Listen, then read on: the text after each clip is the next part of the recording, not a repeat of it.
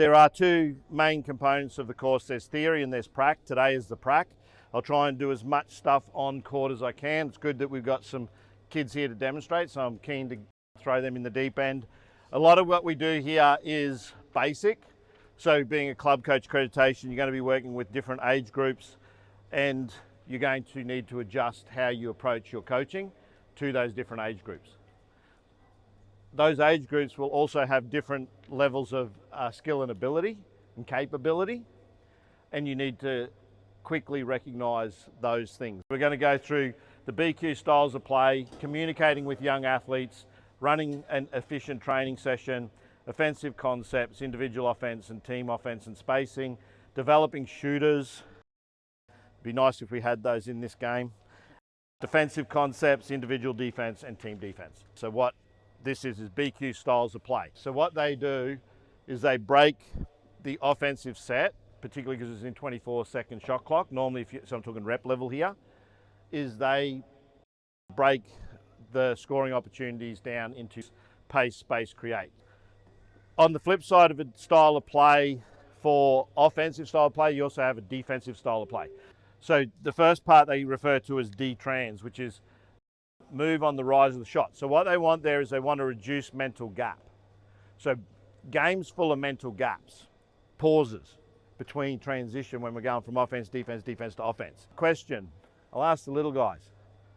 Who has possession when the ball's in the air? If I shoot the ball, which team has the ball? The team that's shooting? Hands up if you agree.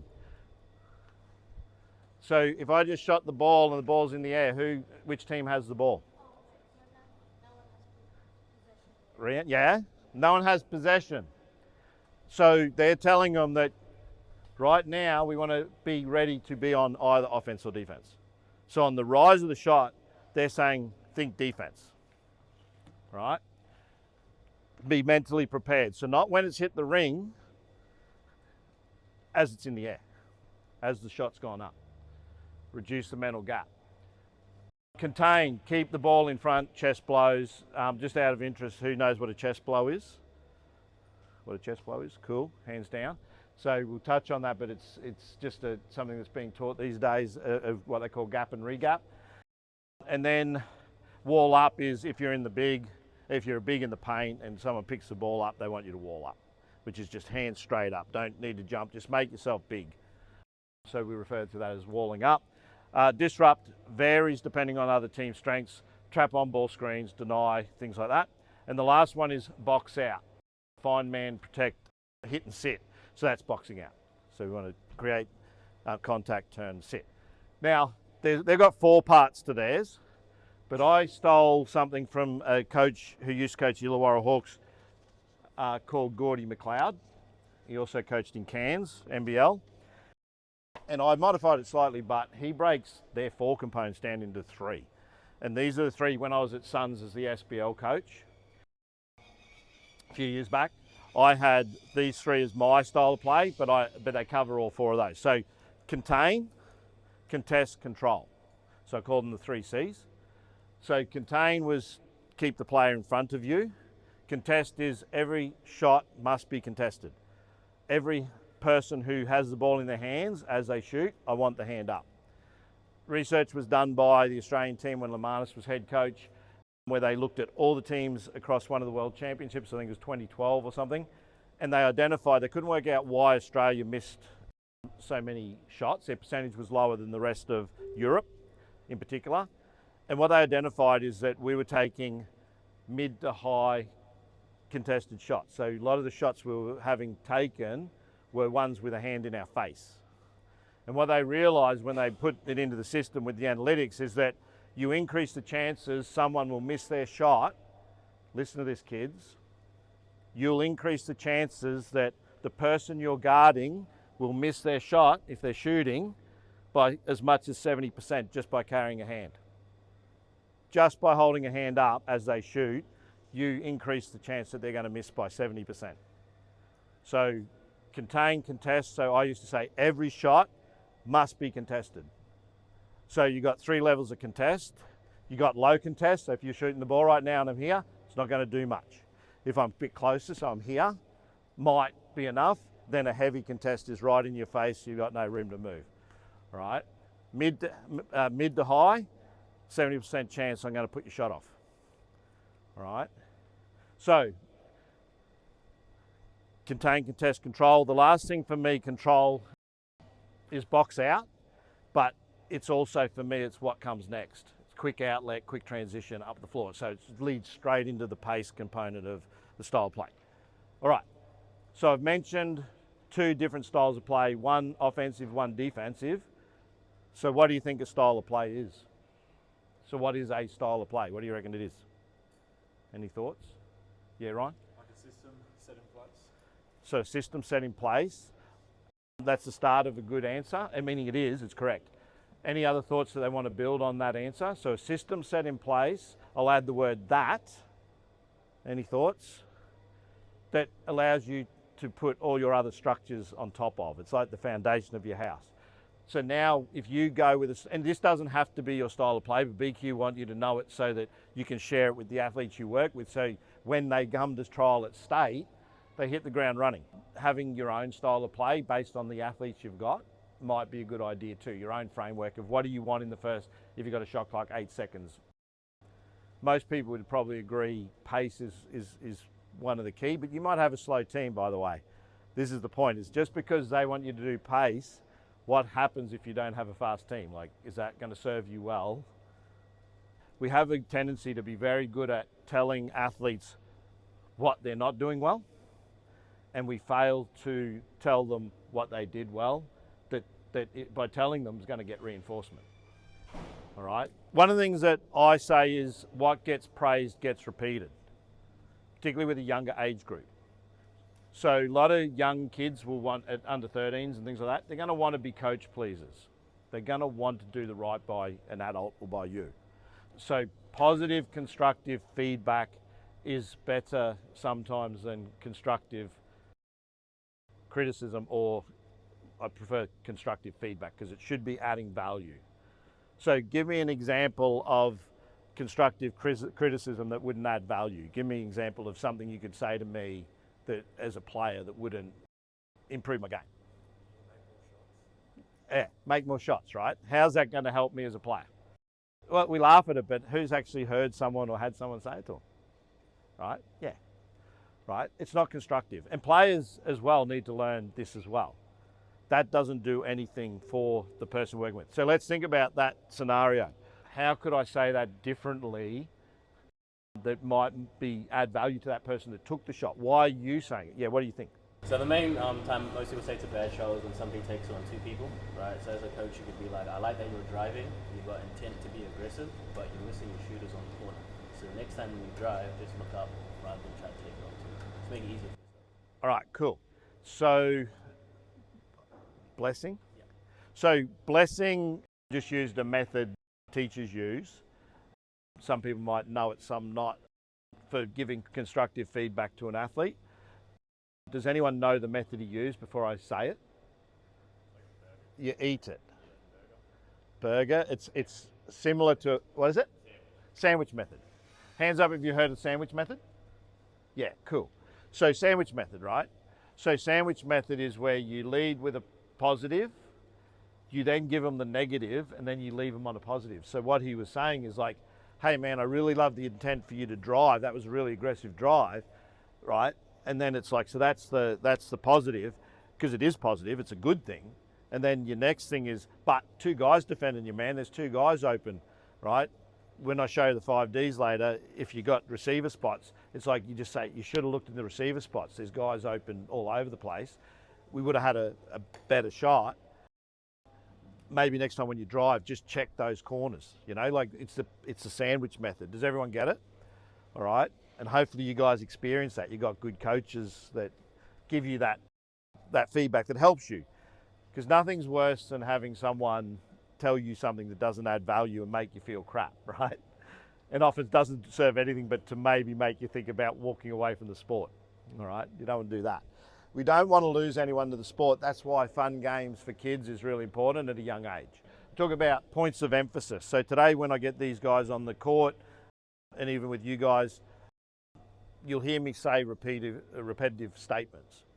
So who has some points of emphasis that can give me an example? Like if you're shooting, say you're teaching shooting, who has something they might commonly or repeatedly say to athletes? Anything that you repeat all the time, find yourself saying, yeah? Feet set, yeah? That'd be a point of emphasis. Anything else, something like that? Bend your knees. Composure. What do you say? Follow through? All right, so those words that you say the most, I'm going to take it a step further, and the problem is sometimes it's better to be clear than clever, and I tend to, with my stuff, like to be clever, and sometimes I should just say what I mean. So for example, put a name on the pass is an example of a point of emphasis, right? But I could just say call for the ball, right? So sometimes it's better to be clear than clever. It sounds clever. I'm hoping the kid will remember it. But sometimes I go, do I really need to say that? Like, you know what I mean? Like it's just something I heard somewhere, so I say it. Because it sounds good. You know, move on the fly to the ball, be there as gets there. They're points of emphasis, like on defense. So what you say repeatedly, you want your kids when they're going to bed, hearing your voice in their head, saying that stuff. When you go to sleep, do you hear your coach in your head saying, hands up on defense? Yeah, there you go. Strategies of effective communication. One of the things that I suggest coaches do, particularly beginner coaches, if you're not sure what to coach or teach or what the points of emphasis are for your athletes, is go around the stadium and listen to what all the coaches are doing during game. Go stand behind their bench or sit next to their bench, see how they communicate with their athletes. See what they're saying. I always say the stuff you hear repeated by every coach is the important stuff. So if you want to know what you want to, if you're starting out and you want to know what you should be teaching early, just go do that, because you'll find that all the coaches are saying the same thing and it'll fast track your learning quicker. The second thing I say while you're doing that, also listen to what they're saying if you have to coach against them, because then you know potential weaknesses in what they teach. All right. Years ago, I went to like 3 or 4 level 2s, and I've been a level 2 since 1998. And people were like, why are you coming to these level 2s? Like, why are you doing these all the time? I said, A, because I don't know anything, and B, because I might have to coach against this coach one day, and I want to know what he teaches, because I'll not only know the strengths of it, and I might use some of it myself, but I'll also look and see what I can capitalize on. So I never assume that A, I know anything, and B, I want to know what you're doing.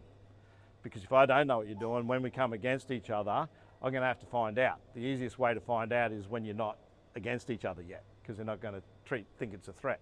Even if you can go to some training sessions of some coaches that, say you're starting out coaching.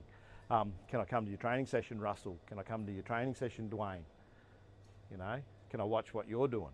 You know, which is a really important point Russell wanted me to make, which is Suns and club are one team and they have one goal. As a club coach, just because you're coaching a club team at Suns does not mean that you're not part of their rep program, right? You're developing the future men's team of Suns, all going well, all right, or women's team. Why did I say men's? Probably because I coach men's, but women's team, right? Sorry. We're going to hit the court. I think we'll shut this down. I'll get these guys into warm up. But one team, one goal, right? I need you guys to think about that when you coach your kids at club level, even if you're at RIP still or wherever you are. Was it you at RIP or you at RIP? Yep.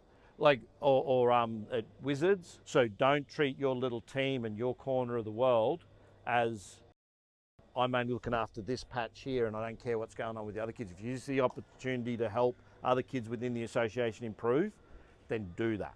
Something that's really important is I know that a lot of people do basketball specific warm-ups. I prefer them, but basketball Queensland and Basketball Australia really encourage us to do dynamic. So Connor's just leading what we call a dynamic warm-up here. So he did high knees first, up, then he did high heels. Who does this at training just out of interest? Dynamic warm-ups. All these that they're doing here. Why is this type of warm-up important? When I was really young, we used to do what we call static stretching, which is where you'd stand and hold. Why this? Why not static? Any thoughts? What's that? Activates muscles. It relates to the game as well, like running like static, you won't really be in one spot. Yeah. Standing still sort of relates to movement. Movement. Yeah. And Yeah. it eliminates being cold. Like when you're studying with cold, you're actually getting your blood flowing and going into your muscles. 100%. Everything, so you have less chance of injury. Perfect. So and there's probably a million other benefits, but that is what it is. Blood flow to the joints that will most likely be injured in a game. It's about safety, so I've just asked him to go through some basic ones here. So he's doing leg kicks here. So rotating, so you got flexibility. So just leg swings facing, that's it. So toes facing or both toes facing. So yeah, so we're getting all that rotation in the hips, we're getting blood flow. I'm going to throw a couple in a second. I'll just quickly just do this arm. This is a static stretch, but you still can stretch your arm. And then there's one where you go the other way to stretch the shoulder here, like this. All right. I won't get them to do that, but that's fine. I'll grab a ball because we'll get you straight into some ball handling. If you got your own ball, great. If anyone wants to join in, by the way, like I know you're coaching, but if you want to get on the court to move, demonstrate or let people pick on you, jump up, grab it. Well, you probably can't, but you can. Go on, grab a ball off Russell. If you guys want to join in, same as if you want to move, get in, join in. I'll get you out on here to give some feedback to some of these guys anyway. Lunging's really important. I think it's probably one of the most important warm-ups that we can do in the game. And I always show this because I think it's one that they can do on the sideline ahead of their game. So all you're going to do is, I won't have a ball, but a lunge clock is what it sounds like. For those that know what an analog clock is, God help us, I hope they do. You're going to put your foot in front, hold your lunge for about 3 seconds, pretend like you're ready to shoot just for balance, bring your foot back, so that would be 12 o'clock, 1 o'clock, 2 o'clock, 3, you go all the way around to your 8 or 9, 10, 11, 12, and then go backwards, so you're anti-clockwise. All right, you guys got it? Let's go. So what I'm going to do is I'm going to let them do it. I only demonstrated it once. I want you to observe and see if you think there's anyone that didn't get it, and I'll get a couple of coaches up to actually go and help someone that might need it. Make sense? So let's just watch. And when you've gone to the back, you've got to bring your leg over the front to like 10, 11, 12. That's it. Good. So can you see the advantage of perhaps doing this? Doing lunges and why this particular lunge? So this is part of what we call the kinetic chain. So kinetic chain is the energy that gets from our ankles to our knees to our hips, out through our fingertips when we shoot. The areas that get damaged in the kinetic chain are normally ankles, knees, hips. And the reason they fail is because one part of that fails. So it could be the knee blows out or the ankle. And if we're not balanced, we tend to damage one of those areas more so than the others. Top tends to be contact issues. Lower tends to be landing poorly or balance related injuries. Can be contact with corks and things and even knees, but often it's how we land that results in things. So we want that blood flow, we want the flexibility, and we want the stability. So this offers stability. This is the balance component. Anyone see anyone that really struggled? Dwayne, do you want to go up and identify who that was? Was there anyone else who thought someone struggled? Yeah. Do you want to go and help them? And just if you think you can show them. In the NBA, you'll see them doing with resistance bands. They'll do the step and they tend to just go back and they'll go in those directions and they'll go resistance, resistance, resistance. Everyone needs a ball for this. You'll need a ball, blessing. There's some in there somewhere. Let's come to the red line for me. You guys stay there, but you guys come to the red line. So here's what I'm going to get you guys to do, is I want you to sit in like you're sitting in a chair. I want you under the ball. You're going to have the ball in your right hand. You're going to have the ball in your right hand. Take this hand off.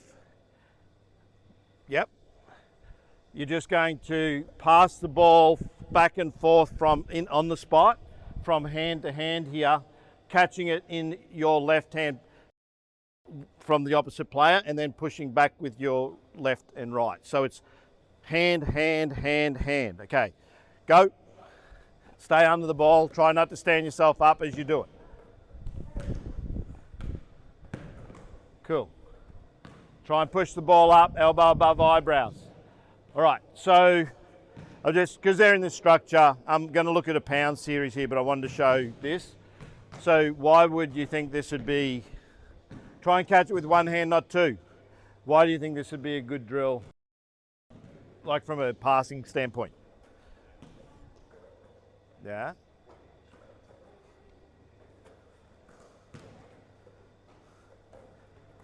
Okay, hold up. Connor and Blessing. When I say go, you're going to walk to the half court and back doing that, okay? Okay, start. Just you two. Under the ball. Don't walk yet. Okay, go. All right, so idea is dexterity, right? Strengthen the arms, elbow under the ball, all right? Something as simple as that. I would like them to be lower, so I'd be going like this, so I'm getting flexibility and balance. Go back. You got one guy going backwards, one forward, and you're moving, so they're changing. So this sort of thing, one hand, as simple as it is good for hand-eye coordination. It's got a lot of good things that can help you. Okay, hold the balls, just stay there. So what we're going to do is we're going to do a pound and pass series. So a lot of this stuff is similar to what Blessing just did, but I'm one hand behind the ball here. I'm not shooting with two.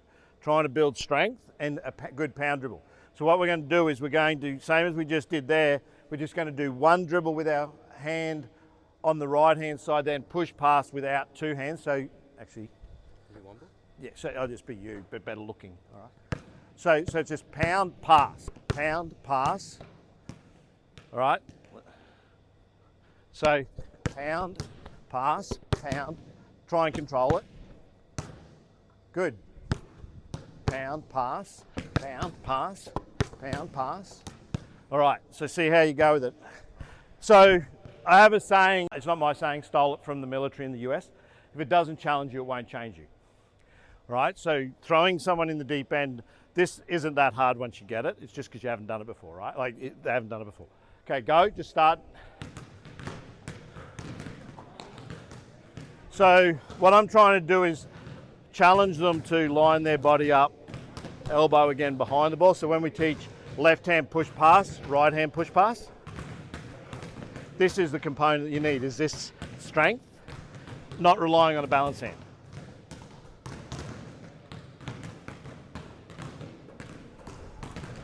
And I want them to pound the ball hard and push it. So pound and pass, stay in stance, stay in stance. Good. Try and catch it with one hand. Good.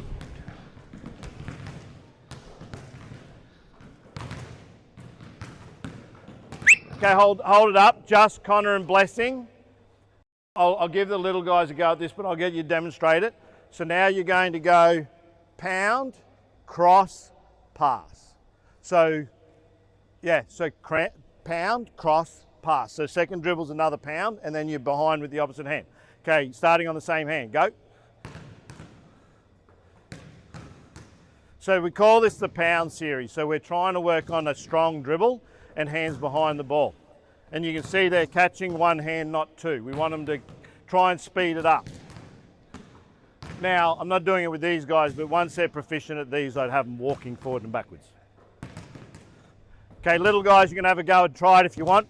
If it doesn't challenge you, it won't change you. All right, so there are points of emphasis too. I try and cement that mindset. Like, if you're comfortable with what you do, you don't get better. We got to change state. So what change state means is I throw you in the deep end of the pool, you either drown or you swim. My experience with most guys, when you throw them in the deep end of the pool, is they learn to swim pretty quick. So this, for a young group like this, might seem a bit advanced, but it's not. Once they get it, first they learn the drill, then they learn the skill. At the moment, they're just learning the drill. Once they get the time of that, this will look beautiful. If I had 2 or 3 weeks, it would look really impressive, but I'm not worried about how impressive it looks. It's the fact that it's working on dexterity, okay? Okay, hold up. So, good job, guys. Who thought they did that really well? Yeah, I thought you could do all right as well. Okay, so we're going to go, you're going to go cross, cross, pass with the same hand. So speeding up our cross over here. So you're just going to go Actually, no, we'll go cross pass to start. So we'll go cross, pass. So no pound now. So cross, pass, cross, pass. Okay, go. See that? So what I'm trying to do now is get that control on the crossover. Still getting them to stay in stance. You can see already, just like if you look at Connor and Blessing, like from where they first started with their hands, there's improvement because they're getting it. So yeah, they're obviously more advanced, but you can see there's a bit more control than what they had before. Okay, hold up. So cross, cross, pass. So you're going back to the same hand. So you're going to go crossover, crossover, pass with the same hand you started with. I'll just get the, oh actually you guys can have a go if you understand. So cross, cross, pass with the same hand you started with. Go. Obviously what I do here is once they've gone cross, cross, pass with their right, I go cross, cross, pass with their left.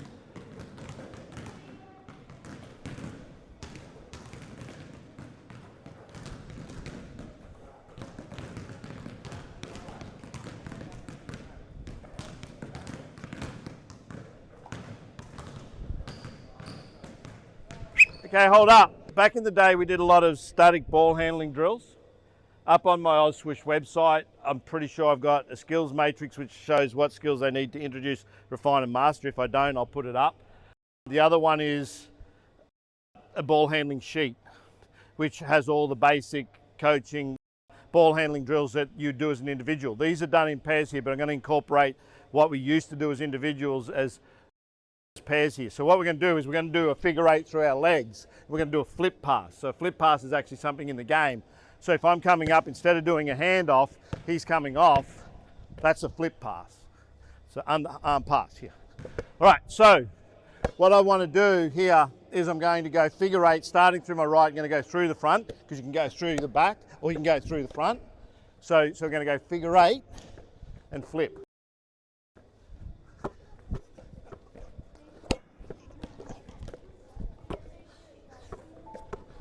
All right, see how you go with it? So this is about dexterity, obviously, building dexterity. What I would do, obviously, switch it and say change, they go in the other direction, figure eight. Also through the back, at the moment I said go through the front. From behind's a different level of skill. So have them go both ways, work both sides of the brain when you go opposite directions.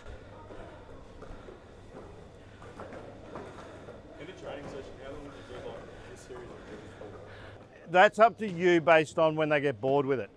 One of the things at a younger age group I'm always watching is their faces and how bored and noisy they are. About 5 minutes per drill, because I look at big picture. I don't spend like 15 to 20 minutes on a drill.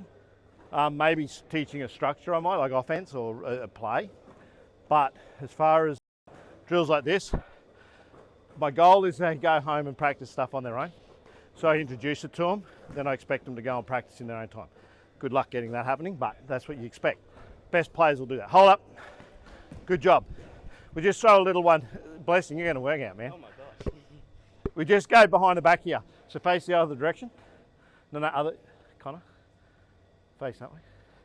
So we're just going to flip the ball, catch it with one hand, flip it. Right. That's it. Try and flip it up. Go. You can be a bit closer on this because that's right. Can you get that, Blessing? So Blessing, do you see it? Yeah. I came with two balls. Just with partner up. So you face that way, you face opposite. You can move a bit closer, guys, because it's a little. So it's just to work on, again, some control here. Okay, go. Good. Try and do it so they catch it. That's it. Good. What you'll find is you give them an example. The first week you do it might be 10 minutes of it. But then what happens is you just, once they know it, you just tell them, then they do it, and then it becomes 10 becomes 7. 5, yeah. And you just change it. Like you just say change. Like, and they'll know. If you get it into a routine where they get it in the same pattern every time, you can get it down to 5 minutes and get a good workout. Good. Hold up. Just change the other direction. So face opposite, working on both hands. Let's go. Have a go.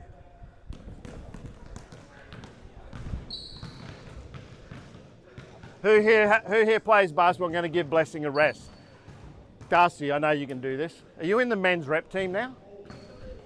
You were a kid the last time I saw you. All right. Blessing. Sub. Terrible. Man. Why did you shoot that? All right. Give him a clap. All right. Go through and just pass the ball to your teammate on the baseline. So we're going to go through pound. This is still part of a pound series here. We're going to go 2 ball on the spot. We're going to go we'll go 2 ball same. So bouncing the ball the same, but your partner's going to give you instructions. So now we're looking at listening and reducing mental gaps. All right. When they hear what they're told, they've got to react. So listening skill, listening drill. You're going to have low, and then they're going to say lift, and you're going to lift until you're as high as you can go, pounding as hard as you can. If they say low, you go back to here. If they say kill, you kill both balls without a double bounce, right?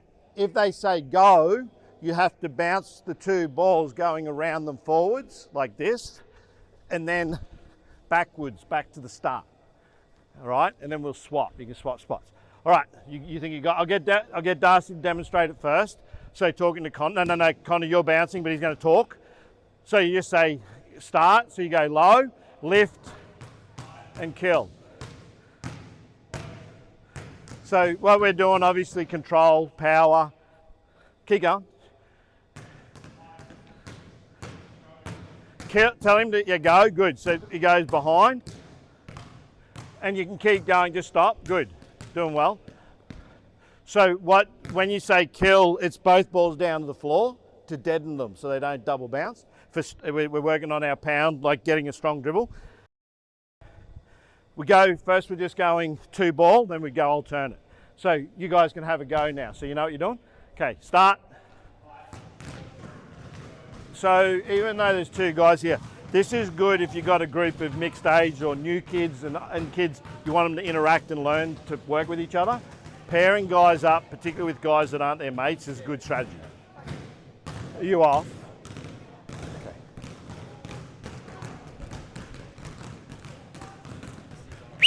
Okay, hold up. So we go alternate now. So alternate is 1 ball hitting the floor as the other one hits the hand. Okay, go.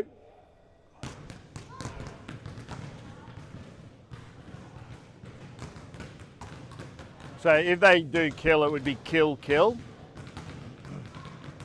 This is the foundational stuff BQ want athletes to develop dexterity. Who does those out of interest? Who's done any of the pound series? All right, cool. So stuff that you might be able to take away. I mean, at the end of the day, it's you know the athletes you're working with.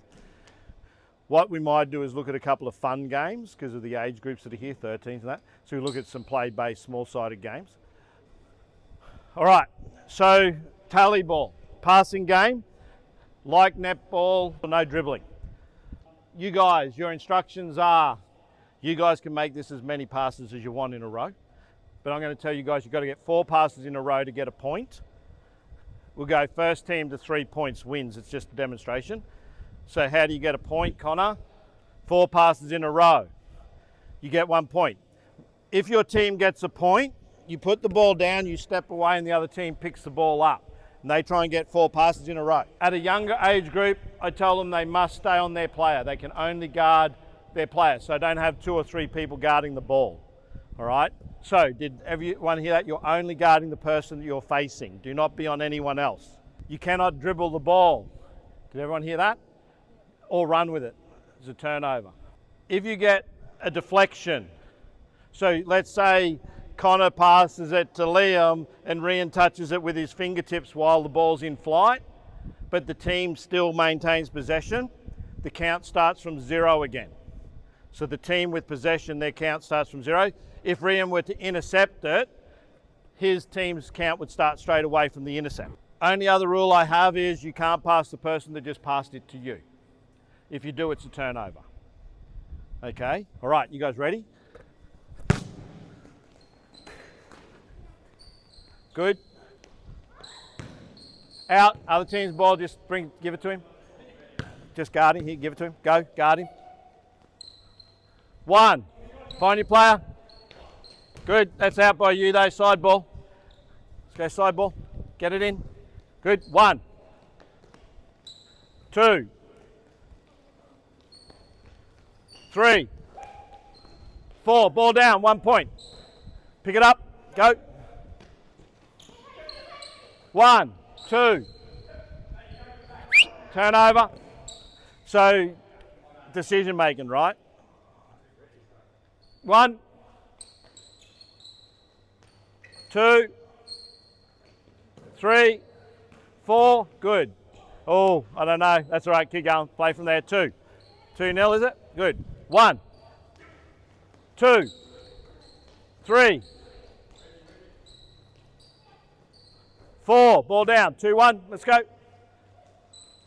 1. What are your thoughts on what would make this drill a good drill? Or why would you do this drill is what I'm saying. Good defenders, you can't really dribble through them. It's a lot of off-ball stuff. Yeah, a lot of off-ball stuff to get open. What do you mean by that? Translate into English. Just getting into open space, Yep. the ball, flashing up, having your hands ready. Yep. I would say in the higher age group, they just teach them to be more physical, like more body contact, create space. Yep. Creating space when there's good defenders. Cool.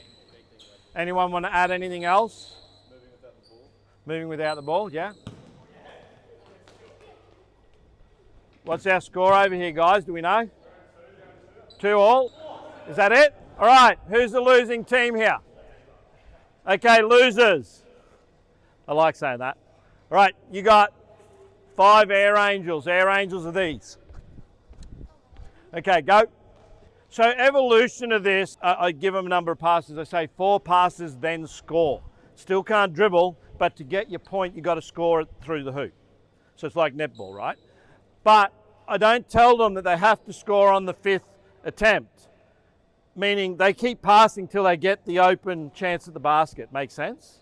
So they might get 7 or 8 passes in a row, then they can shoot, but they can't shoot or attempt the basket unless it's 4 in a row before they can attempt the basket. If they miss and maintain possession, count starts from 0 again. All right, you ready? All right, they'll just play. So just evolution now. The other thing at a higher level, I would have I allow them to double team, set away screens. I play inside a smaller space. So I tell them that I normally go 3, so men's team I'm talking, like you think men in a small space, has them make decisions quicker, physical, where I said 4 passes then score. What do you think I'm actually trying to get now I'm shooting? What am I actually trying to get these guys to do? Not just running around randomly, but with a target. More of a game scenario. Game scenario. Do you think that they're going to be looking for a good shot as opposed to a shot? So you're teaching them to make potentially a better shot selection because they only get the 1 attempt. So now they're looking for, this might not be the shot that I need, and get it to another person, then try and create something different. So that might be the shot there, see? So he missed. But the point is that's the shot you're probably looking for. Pass and cut, straight to the basket. Yeah. All right, and they're having fun, they're all right. That's it. Okay, hold up. Good job, give yourselves a clap. Games that they like in the schoolyard are games that you can teach in basketball too. Up on my YouTube channel, Ozswoosh, a lot of these games, including tally ball, are there. There's over, I think there'll be 60 come February, but there's over 50 at the moment. Targeting health and PE teachers and coaches, beginner coaches, working with youth. So if you're looking for this sort of content, there's plenty of videos up that you can watch that will help you get this sort of competitive stuff, and you'd be surprised the Australian national team do this drill, but this is a drill that I do across all levels. Everyone grab a ball. So look at another play-based decision-making ball handling drill that's outside of framework within a thing that you probably, if you're a teacher, you'd probably done with school kids, right? Who here knows the game Pac-Man or line tiggy? Hands up. Line tiggy. All right, we're going to play line tiggy, but we'll make the person without the ball up you want to be up? Oh, Sure, but I also have a question. Is it the one where you can't change your color of the lines, or do you just stay? you run along the lines like train tracks.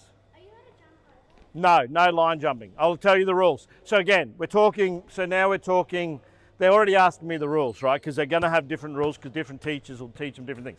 So what Pac-Man or line tiggy is that you run along the lines, and where one line intersects with another, like train tracks, you change direction.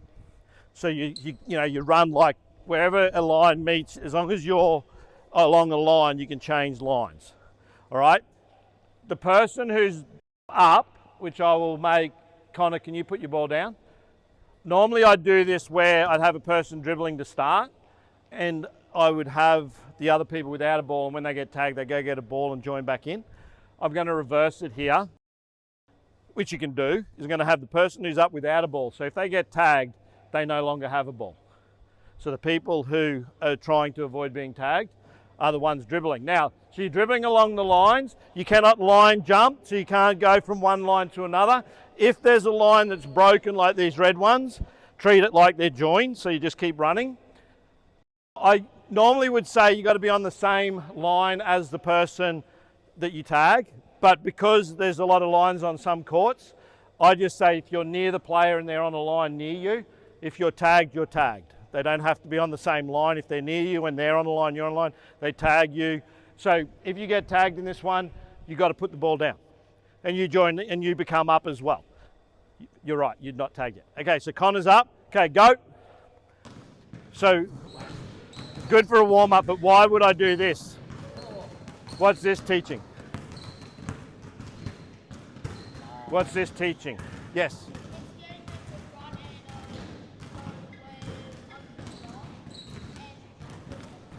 Say, keep going. Getting them to run. People are spatial awareness. Yeah, dribble. Yep. Work on the dribble. Okay, how could I make this harder for the kids? What's something I could do simply to change it? Make the person that's tagging The person who's tagging? dribble the ball as well. Yep. The only reason I haven't got the same guy dribbling, you could have a different coloured ball. If you don't want, you can have it as knockout, send people for a drink, meaning if they get knocked out, they go get a drink. If you just want as a warm-up, what I often do is say, if you get tagged, step off the line and do 5 star jumps and join back in. I'm not big on having a lot of guys sit, so I'm always big on if you get knocked out. You guys good? Is that everyone? Well done. Okay, so game over. Who was the last man standing there out of interest? Oh, well done. Okay, so you can be up, go down this end of the court. You can be in the middle here. I want you with a ball. I want everyone else without the ball. We're not going to play the full game of this, but who's played Red Rover before? We're going to play Red Rover, sideline to sideline. All right, person up, you've got to call someone over, tag them with your non-dribble hand. If you tag them, they get a ball as well. All right, and we'll go the sideline to sideline, guys. This sideline to that sideline. I'm just going to keep you down that end so you don't hurt each other. No, not this. Go that end and just play. Red Rover, you guys know what it is. If you get tagged here, schoolyard games can be modified. So the kids play handball. If you go on my YouTube channel, the video I think is called Tennis, and it's basically they're dribbling and there's a line and they're playing handball. So what skills are we learning here? Like aside from the dribbling, what else are we learning? Any thoughts? Yeah. Well, you know, yeah. You probably, yeah. Change your pace, change your direction, running, cutting, leading. It's the same footwork. So it's a footwork drill. But we're letting them play in an environment where it's play-based, right? He's got acceleration. Obviously, she's dribbling, so she's trying to keep her head up to tag someone. So there's just 3 little games variations. There's heaps, and you don't have to go far to find them. I'm not the only one with YouTube. I'm one of the few with fun games for kids, but I've got shooting games, rebounding, passing games. Whatever type of game you're looking for, there's a game for it. Defensive games, like fun games for kids that target the youngest age group, but I do them with the older age group. All these games can be modified, by the way. Just because I put, again, same thing as I said before, just because I say something, don't be that limited in your mindset that you think you can't go outside and break stuff. If you think I could do this with this, then do that. I'm not telling you have to do it the way I do it. All right. You understand the difference between a growth mindset and a fixed mindset, being open to other ideas. All right. So, okay, layups. Make a layup for me, Connor.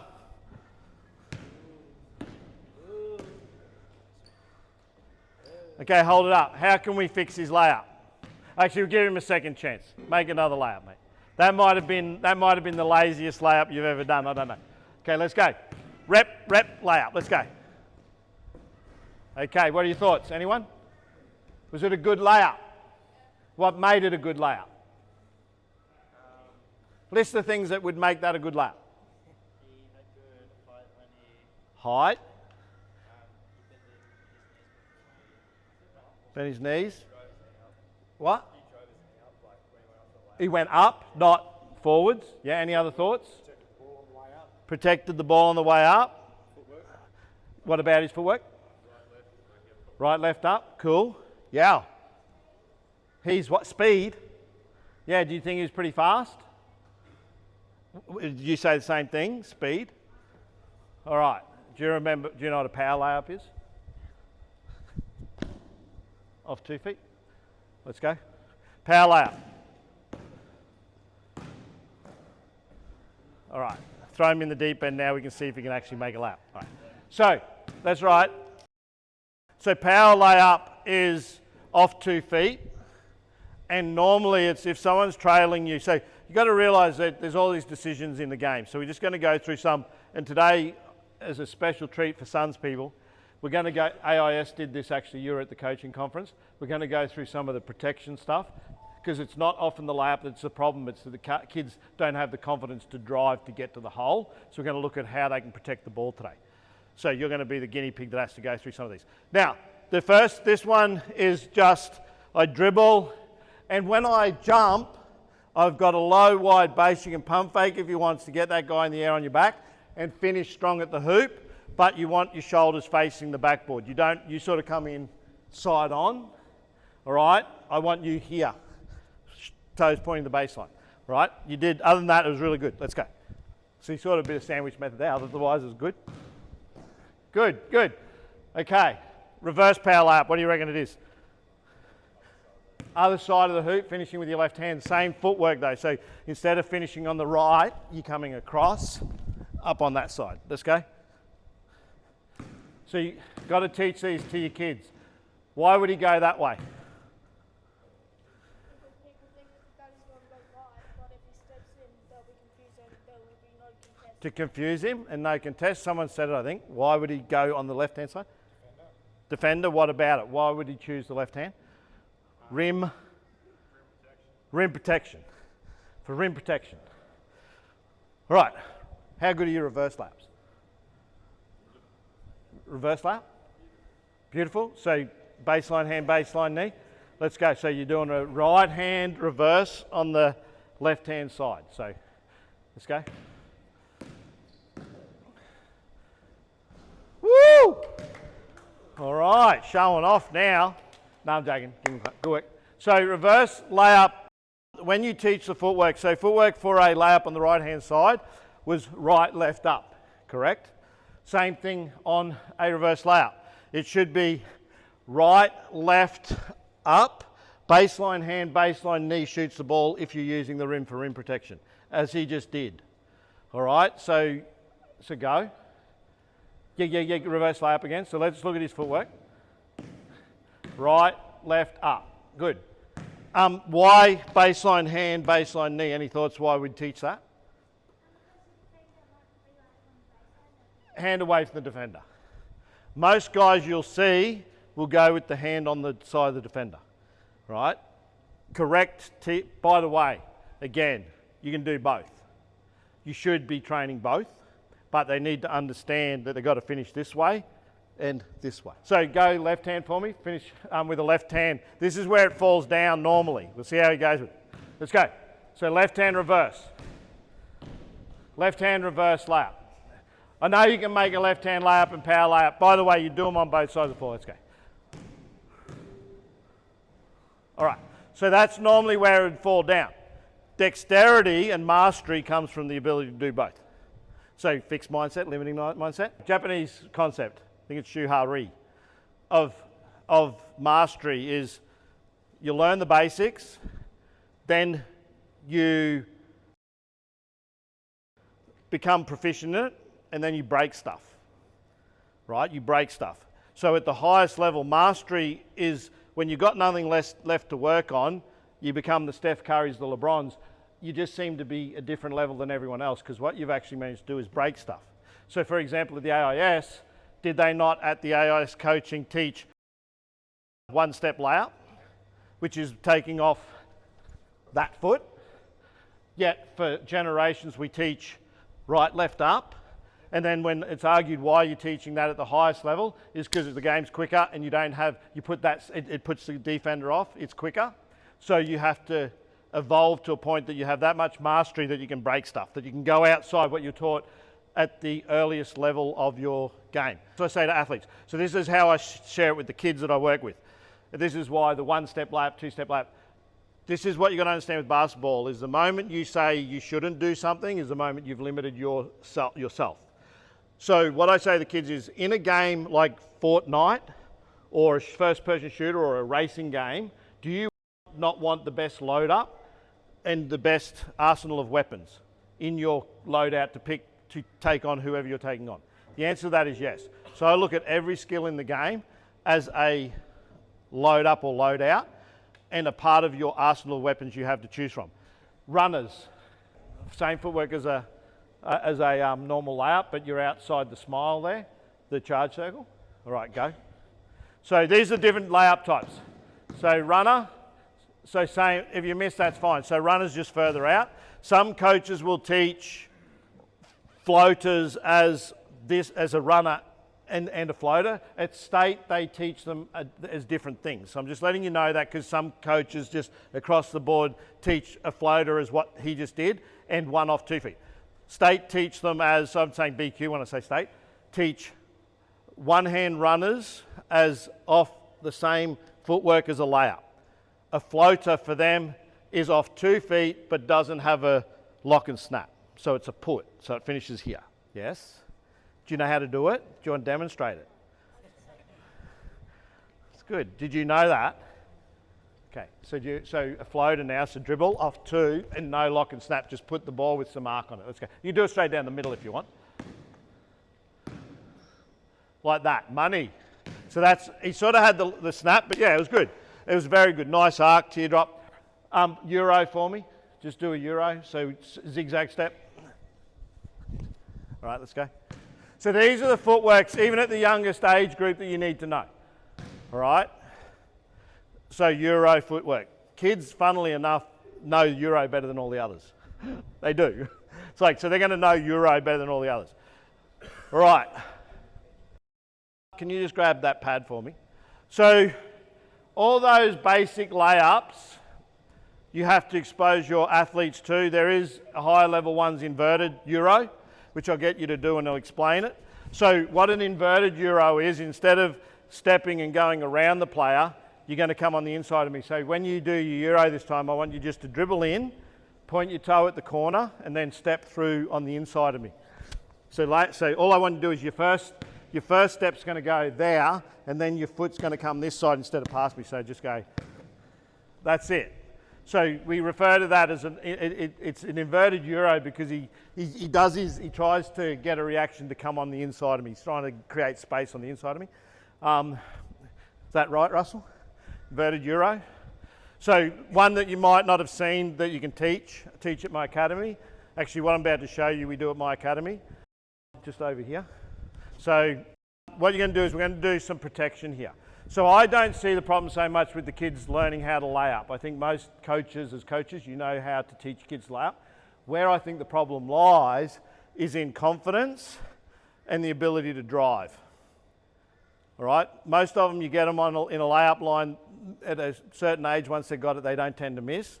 It happens when it's in traffic. So how do we give them that confidence? We've got to teach them how to protect the ball. So anything between the hip and the shoulders we refer to as the danger zone, right? We don't want the ball inside the danger zone, but if it is, we want to protect it and keep it close to us. If it's outside the danger zone, we want it away from the defender. All right, so first one you're going to do is you're going to do a pound dribble, which is a nice solid dribble as you pick it up, and you're going to make yourself smaller and keep your arms straight and finish above me. You're not going to bring your arms anywhere down. So you're going to, because you're taller than me, you're going to finish with your layup high as you go past me, just on my left, your normal right. Okay, so pound dribble, straight up. Okay, go. Try and keep it on the same hand. So see how he tries to keep it up. Don't want it anywhere near the danger zone. Give it a good speed for me. Does anyone else want to try this? Try these? You're welcome to come in. Go. Good. So just that. That's all he did.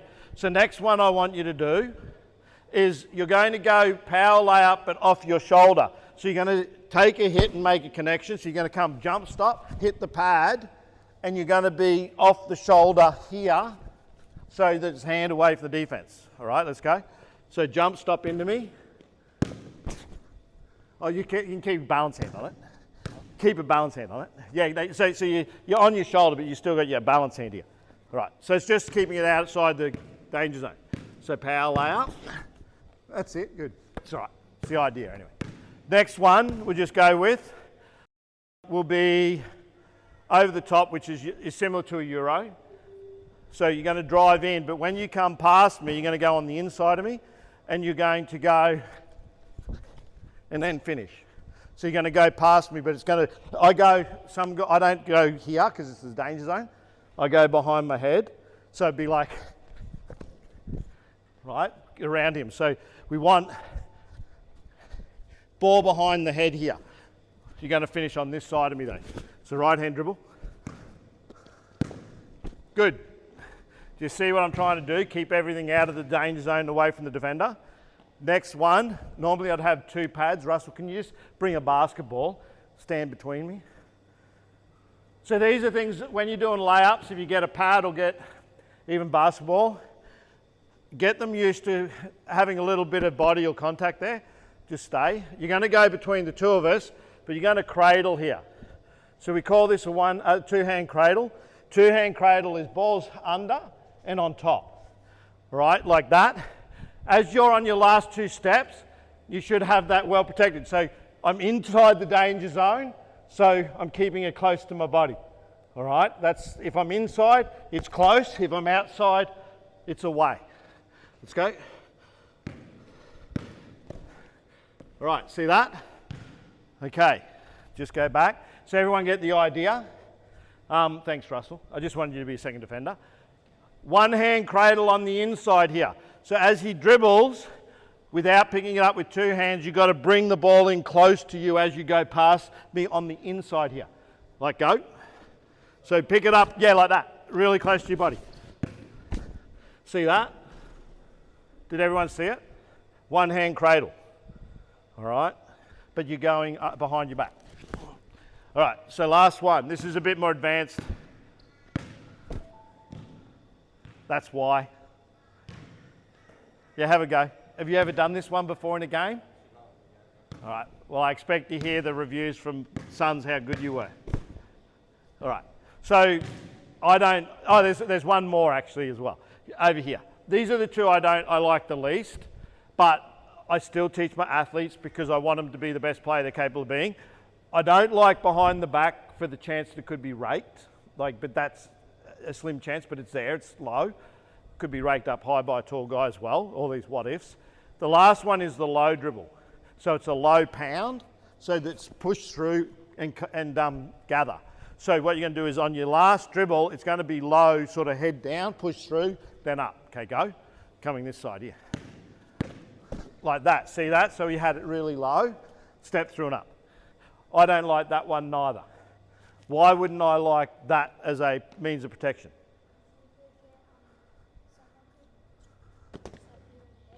Someone could hit you in the head.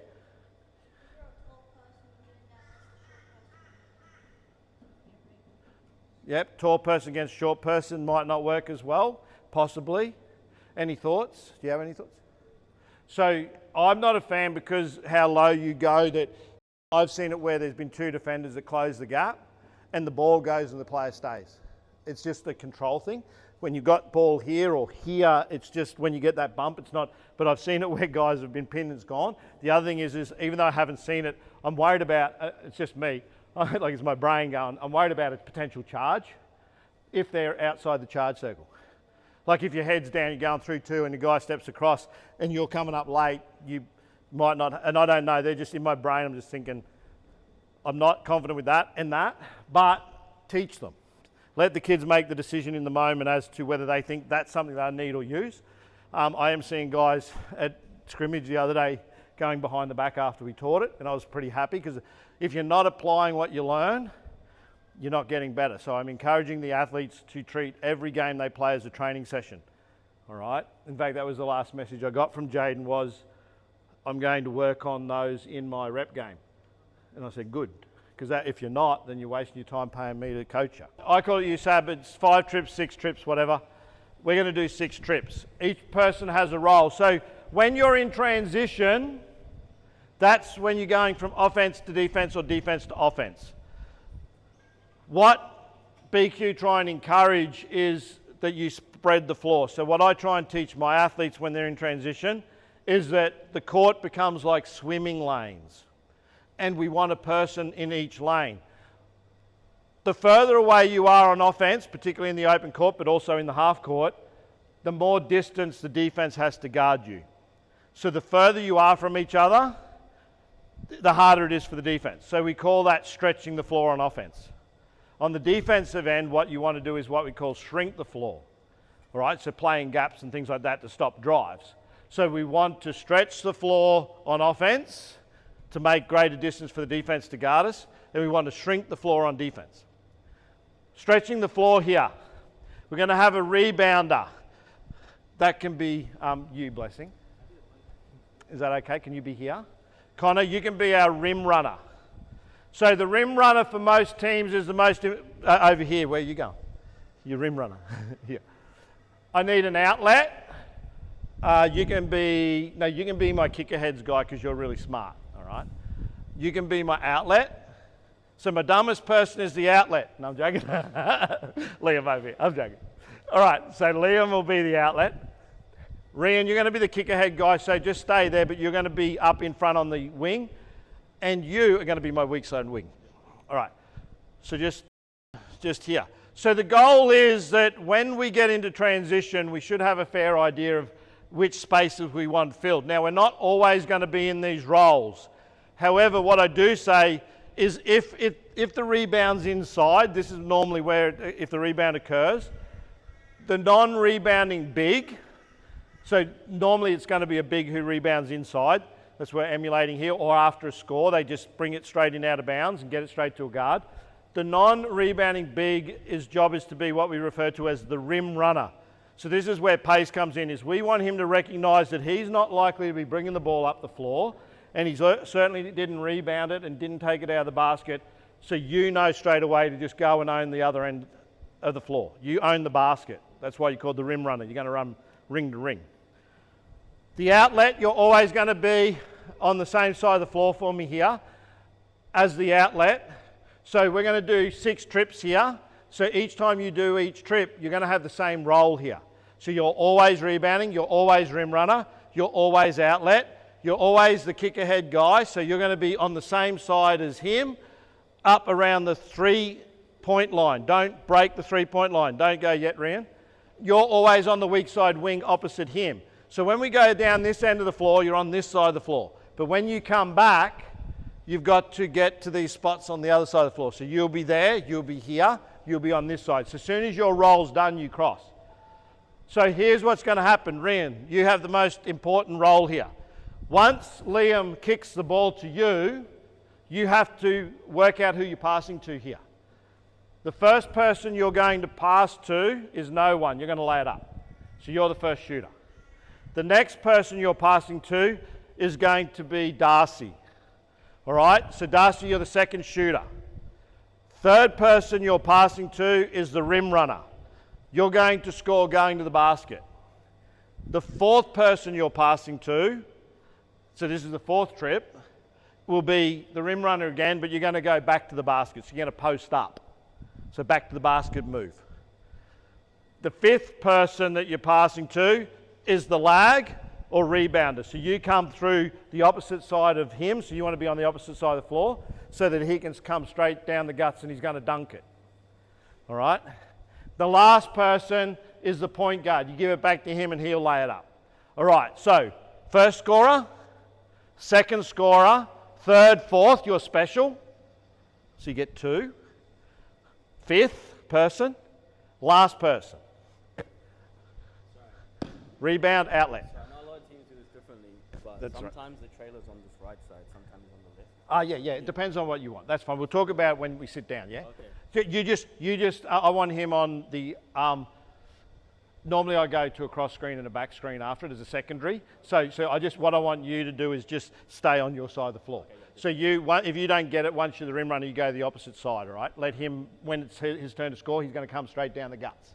But good question. We'll talk about that. This isn't, you don't have to do what I'm saying. This is just an example of spreading the floor in transition. All right, go. Good. Kick ahead, lay it up, Rian. Get to your spots. Get down here, Rian, quick. Outlet. Good. Good. Here to the wing. Score, Darcy. Dunk. Get to your rebounders like it gets your spots. Here, outlet. Good. Kick ahead. To the rim runner. Good. Good call and good talk. Let's go. Good. Kick ahead. Good. Let the ball do the work. Rim runner, post up. Rebounder. 2 more. Let's go. Hit the lag now. Ball side. Blessing. Ball side. Good. Dunk. Oh, where is it? Let's go. Good job. Let's go. Good. Good job. Sit down, guys. I don't need to show that again. Okay. But so that is a good warm-up drill. I had 2 more levels, and Blessing was talking about some teams and some coaches run it differently. That's just an example of trying to spread the floor in transition, giving people some ideas of where they need to be. Of course, there's sideline fast breaks that include 3 guys up the sideline and all sorts of weird and wonderful things. All right, any questions on, that's offensive transition. Let's look at decision making a little bit. Let's get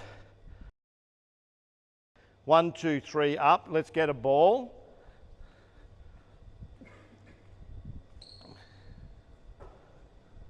And let's get 2 guys at the top and 1 defender here. So we know that an open shot is a good shot, but when is an open shot a bad shot? If you are the person who is absolutely open and no one else is, when it might not be a good shot. What did you say?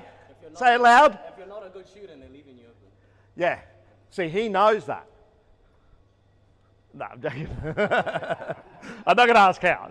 No, the truth is, sometimes you might be, particularly the 3-point line, you might be getting left open for a reason. You're probably not as good as you think. I will always give up and let a guy have their best night of basketball if I know from scouting them, particularly at a high level, that they're not a good shooter. I'll focus on their better shooters and double team the best shooters and scorers and let that guy have his night, because chances are he's probably not having his night because he's not known to be a shooter. He's probably too scared to shoot at the best of times. Right, so I'm happy for him to take his 2 or 3 and make them. If he makes them, I'll wear that. I'll leave him open. But sometimes just because you're open doesn't mean that it is the best shot if you're not consistent or capable of making the shot. The problem there for me is I encourage my athletes to work on their shots, and they have to take in-game shots.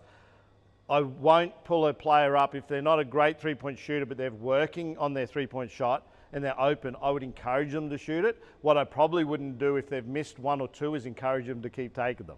So be aware that you can't also stop them, because here's what happens if you let them shoot the 3 and they make it.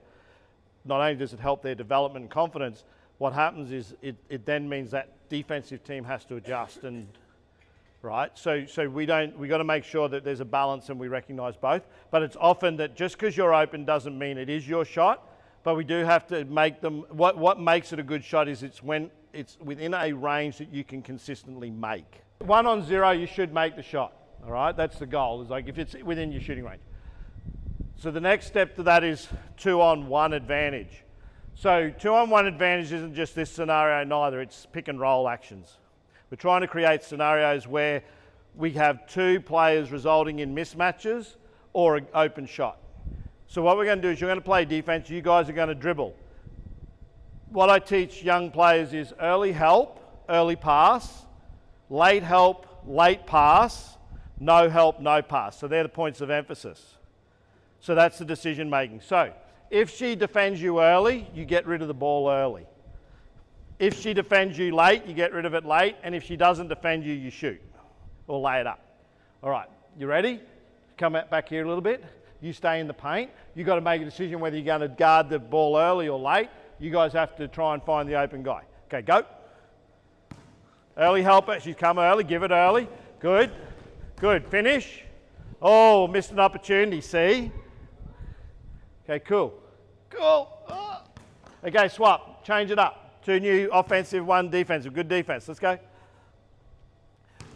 So decision making really is understanding when it's your time. You can go. Just start. Just play. Just mix it up each time. So they're your decisions in transition normally. And if I went to 3-on-2, it'd be the same. It's still early help, early pass, late pass, no help. He's entertaining, isn't he? Block them. Let's go. Play defense. Shut them down.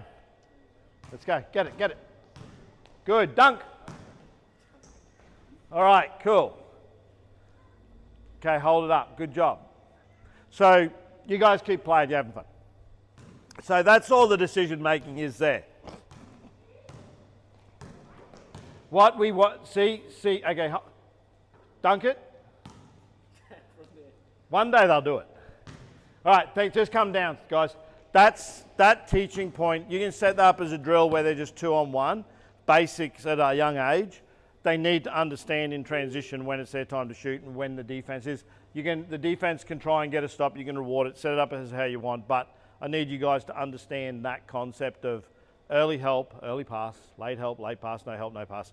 So just starting on the baseline here. Yeah, jump up. Rian, jump up.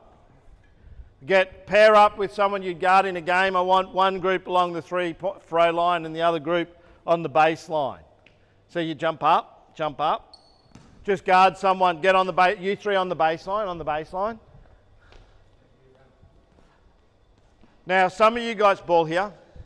So one of the things that they teach at BQ is to tag up. Back in our day, we called it nearest man. Yeah, is that right? Nearest man. Back in our days, like looking at each other's hair. That's back in the day, we called it nearest man, but the way they do things these days is like they reinvent the wheel. So tag up basically is a fancy way of saying find the nearest man and then work out who's on defense where at the other end. We want a slow play. So what you guys may have done this drill before. It's just a defensive transition drill. The goal is to always try and slow play. In my style of play, it's called contain, where you want to slow play to give your team enough time to get back. So what we're going to do is he's going to throw the ball to someone on the baseline. If the person you're guarding gets the ball, you just have to touch the baseline, then you join in. All right, you guys done this one before? Heaps of times? All right. So if you get the ball on the baseline, your job is to dribble. Your job, if you're not the person guarding the person who gets the ball, you've got to help. So you've got to make a decision. One of you have to communicate who's here. Maybe one might be better off going back and defending the basket. You guys got it? Okay, ready? Go. Go, you got to go. Go, dribble. Don't wait for him. Look up. Good. I think you just passed it to the defense, didn't you? That's right, reset.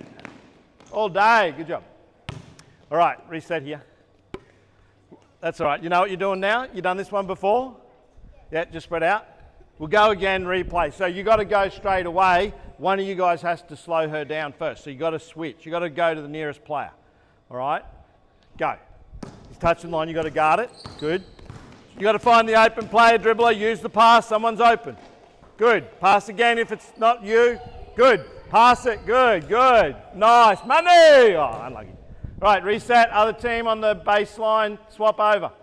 Here. So you guys do this drill. Has anyone done this drill before? No, down there. Swap over. So important things here. Communicate, guys. Communicate. Okay. So on defense, talk to each other. On offense, there was, let the pass do the work. Look up straight away. Someone's going to be open once the guy comes to you or help you, all right? Let's go. Go, go. Look for the open player. Look for the open player. Good. Now look for the next open player. Good. Finish. Good job. Ball here. Thank you. Was that a trick? Did you do that on purpose? That was really good. All right, line up, let's go. Next victim. So, what am I looking at here? Coaches, what am I trying to get them to do? Say it loud for me.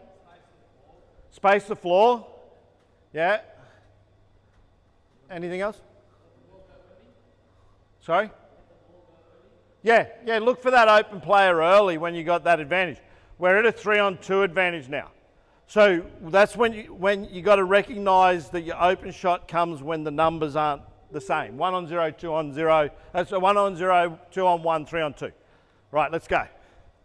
Go, go. Look for the open player.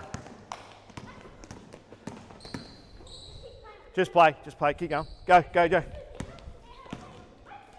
I should have stopped that, but I let him go. Turnover. Good job. Maybe not. I don't know. Turnovers are good. Here. Cheater. I'm joking. Let's go. Good effort. I like it. I like that you're keen. Balance up. We'll make this the last one. Russell said he'll give $100 to anyone here in this group that dunks it on this one. Okay, let's go. Make it the last one. So, turnover. All right. Just finish. Dunk it! Oh, unlucky. Nice drive. Oh, unlucky. I'll let him play. Let him play till it finishes. How is this shot selection, guys? There's it. That's good. That's good. Nice try. There's stat packing. Oh! I better stop it before we get injuries, eh? All right, on the game over. End of the grab a quick drink and rest. Give them a clap. So, again, simple drill. You've probably seen it before, transition drill, right? Just keep it basic, but the idea is 3-on-2. Let them make a decision, find the open player. At the youngest level, that's probably what you're going to get a lot of opportunity in. 2-on-1 fast break, 3-on-2 fast break. As you get older, a lot of the transition becomes tougher because guys have the ability to get back. But that's what you want. You want to slow the play. And you make sure that defender and the ball's covered. The other thing we didn't do there is home. Defending home. I won't go into tandem defense, but out of interest, does anyone know what tandem defense is? All right. I might go into it actually. Can you two just jump up? And I'll get you three. You don't need to do a lot of work, so get you three just to be on the perimeter, one at the top, two on the wings, one ball, please.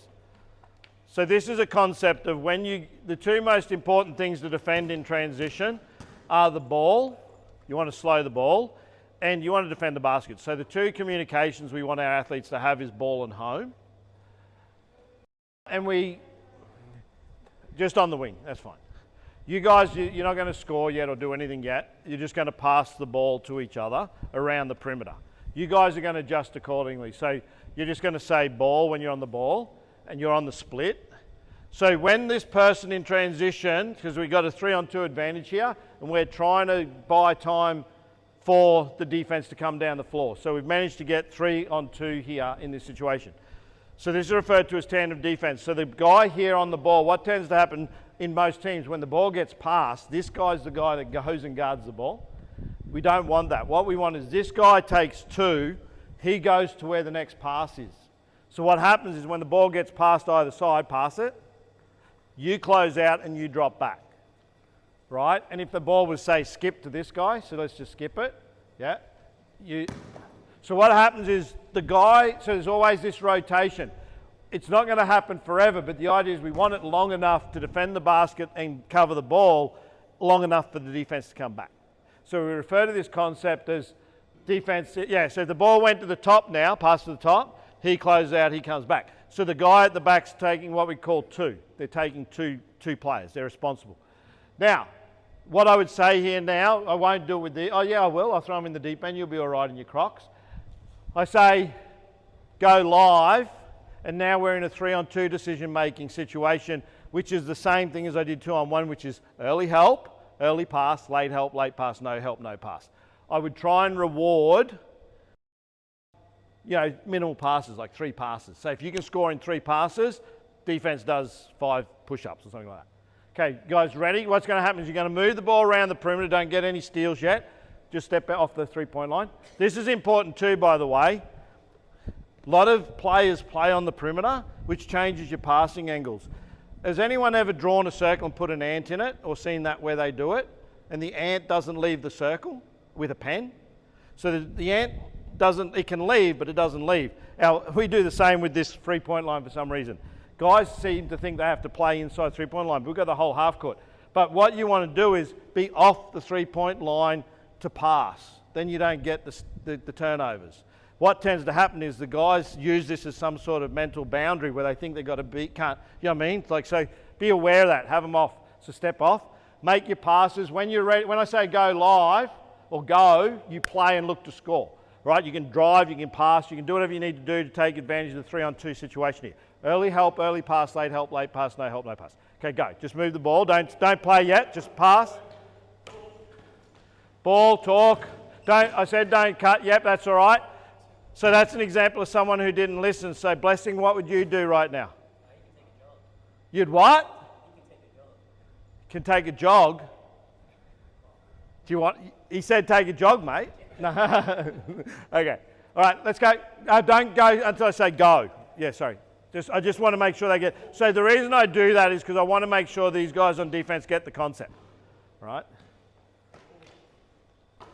Go. Look to score. Let the ball do the work. That's good. Good turnover. Finish. Dunk. $100 in it. All right, sit down, guys. Thank you. So that's tandem defense. All right, the concept anyway. Can you 4 stay up? Just be on the seam there and be on the seam here.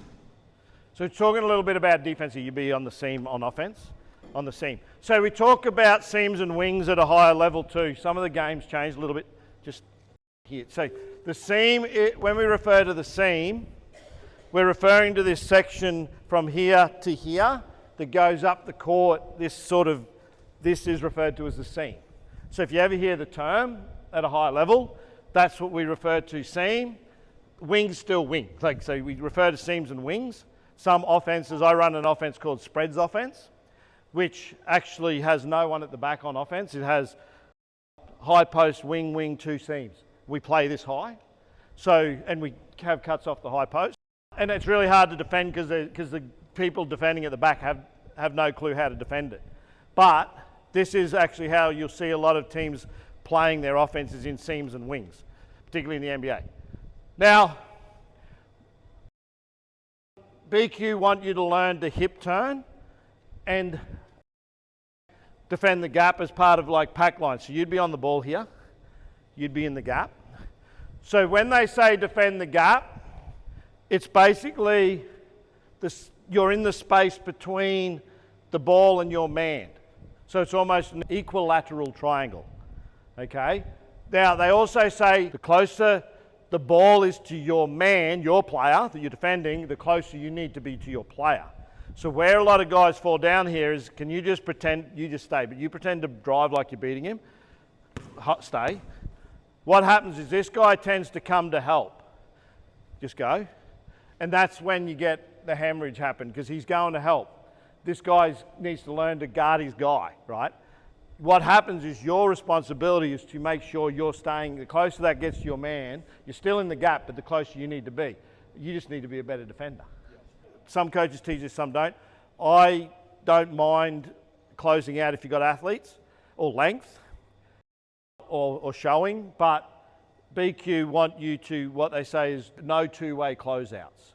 So what a 2-way closeout for them is, this guy starts to drive, so they don't want you to help and then go. So that's the first closeout, that's the second closeout. All right, so the reason being because at the higher level, that your man becomes the three-point shooter. As you help, that most of the guys at a higher level will be able to shoot the three. And we get what's called a split kick extra out of it, which means as the guy rotates, as this guy drives, it's actually the next shooter that gets the three, not this guy. Right, so what do they want you to do is they want you to hip turn, they don't want you to slide. I'm just teaching the points about seams, wings, and being in the gap. So what that means is you're just going to pass to each other, and what a hip turn is we go one step across our body and then in front.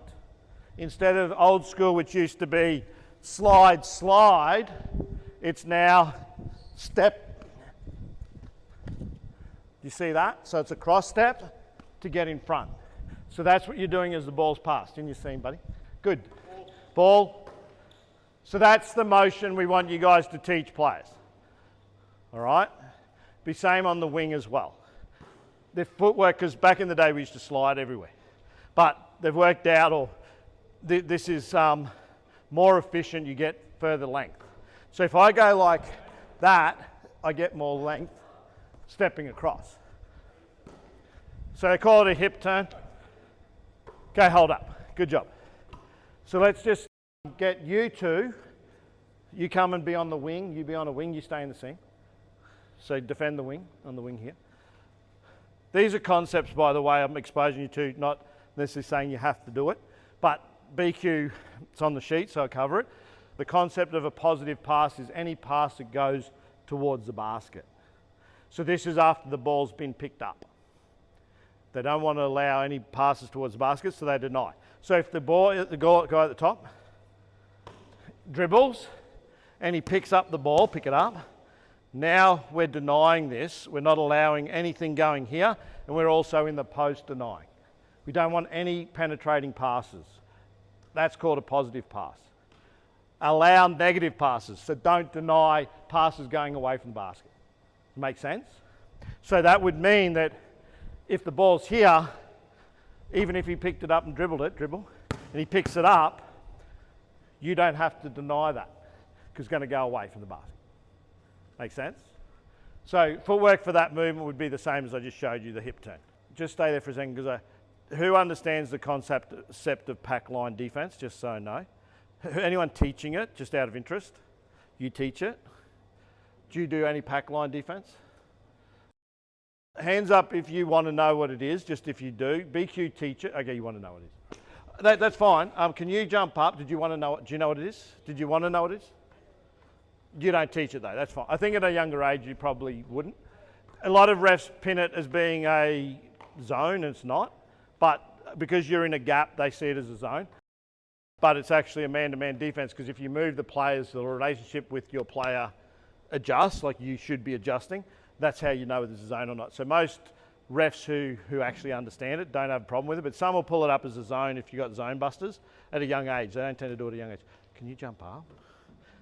Even though you're in those shoes, can you do some work, bloody hell? Thank you. And because you're smiling, can you come up? Please, thanks. Don't smile. All right, Dwayne. So let's get guy in the corner, guy here. We'll go further out. We'll spread the floor here. We'll talk a little bit about this concept of quadrants while I'm in this as well. So this concept of quadrants and the receiver spots that I was talking about earlier, to keep spacing. So the idea of a quadrant is that we split the court into 4 for spacing. So what we do is we draw an imaginary line across the free throw line, and we use the imaginary line known as the split line, or split court, from basket to basket. So we got 1 quadrant, 2 quadrants, 3 quadrants, 4 quadrants. The goal being that we don't want anyone, we only want the one person in the ball, with the ball in any quadrant at any one time. So what that means is if I drive, I'll be you, only better looking, all right? And I drive, what we do is we have what's called receiver spots. They're called the 5 Ds. First one is the driver. So the person who drives is the first D. Then we have what we call dragger. So what happens is we're in the same quadrant right now. So you got to get out because the ball's got right away. So you're the dragger, so you got to go from whence I came. So you fill my spot. That way I know that he's gone behind me. Just stay there, and I'm you, so only better looking. All right. So you're dead corner, and you're diagonal. All right, so what happens is, as I drive, I know where these receivers are. I don't have to think about if they've done their job. This is why when you watch teams like Golden State frustrated at each other when they throw a ball out on the baseline, it's normally because someone should have been there and they weren't. So this is about knowing where your shots come from before they come. So what happens is, as I drive, I release the ball, I fill out, right? There's some rules to this though. The rules are, you can only shoot or pass if you are the first receiver. Shoot or pass if you're the first receiver. You cannot drive again straight away. Any thoughts as to why you might not, if someone's just driven and you get the first ball, say I kick it to the dead corner there, why would he not be allowed to drive again? Why would not encourage it? What's that? Because I'm already there? Because the defense has collapsed. Because the defense has collapsed. So what happens is we want to space the floor again. So you can shoot if you're open, which often happens because where's your defender normally when I drive? He's here, right? So I pass that ball. Can I just have the ball for a second? I pass the ball. What happens, because I've got his defender because he's on the split line. This is man defense. What happens is your guy, guess where he's got to move to? He's got to go to him. So guess who gets the shot? You. So this is in Golden State Warriors. This is why they hit so many threes. Because we call this action here split, kick, extra. So we split the defense, we kick the ball, we make the extra pass, forces a rotation they can't recover from, and you shoot the three. And if you've got heaps of good three-point shooters, then it's all night for you, right? It's game, easy game. You can bring this in. Your receiver spot with a younger age group might be here. Might be here. Don't have to use the three-point line as a guide. Okay, now, just you're me now, come back. Go to the corner, you stay. So you're better looking than me now. All right, so you would pass, and you can drive, shoot, or dribble. So you could dribble from there, or you can pass again. So if you drive, hold it up, hold. What can happen here is you could choose to drag here, and you would have to, and you can lift, and you would have to fill out on that side. So it's just basic reading space. So if you don't lift and there's two there, you can still go and you can stay. You don't always have to be the dragger. The idea is we just want movement and to maintain quadrants. All right, so it's just decision making. All right, I said there's 5 Ds. What do you reckon the last D would be? The last stand, who would be, or where would the last person be? Sorry? Dish. Ryan, come and I'll teach you what you are. I've been saying it all day, mate. Dunker. So we have the dunker spot. The dunker is always opposite the ball in this. So wherever the ball's driven, he's opposite. So when his defender comes across to help, he gets the pass all the time. But you've got to keep a gap. So if I'm driving baseline, you're going to come like a football and you're going to be here. So I can just dump it and you're dunking it. If I go over the top, you're going under the backboard. So what happens is your defender comes and I just like lob it to you and now you're scoring there. Right, so the point is you're always in this sort of football-y shape action based on where the drive goes. So he's the only one allowed in all quadrants, like to have two in one quadrant, but the goal is he's always out of the way. So earlier I was talking about keeping the spacing. So this is what state, I don't know if they still teach it, but last time I was involved with state performance, it's on the sheet, it talks about quadrants. So this is what we refer to at state level as the concept of quadrants, just keeping guys. And it's based around driving. So again, if you don't have a strong driving team and a strong three-point shooting team, you might not do this. But like I said, you can adjust it according to your age group if you want to bring it in, not three-pointers, just try and encourage them to be in certain spots as people drive. And by the way, it doesn't stop you running normal structures or offense, it's just on the drive. This is where we want to be. When someone drives, recognize where you are, stay out of their way and just be ready to catch and shoot. So it comes down to shooting. All right, defense jump up, stay on Ryan as a defender. Defense jump up, let's look at pack line defense. The concept of pack line is about defending gaps. That's the main thing that you need to take away. Also mention gap and re-gap. chest blows. So what a chest blow is if this guy's driving and I take a step across so he drives, I want to take a hit on the chest and step back. So I want to meet him, even if it's a cross step, hits me on the chest, I re-gap. So the first gap is this one. So that's the first defensive gap. As he moves, I cut him off, he bumps me, re-gap. Chest blow is taking a hit on the chest, right? Being prepared to put your body, hands out though, no hands in or it'd be a foul, hands out. Another thing to be aware of, actually talking about hands in, hands out, often, and Russell, wherever he is, can clarify if this is still the case, but most referees, this is just for your benefit, look for where especially at high level, look for where the wrist is compared to the elbow to determine whether you're creating contact. All right, so if you're doing that, that's past your elbow, they're going to see as you enforcing it.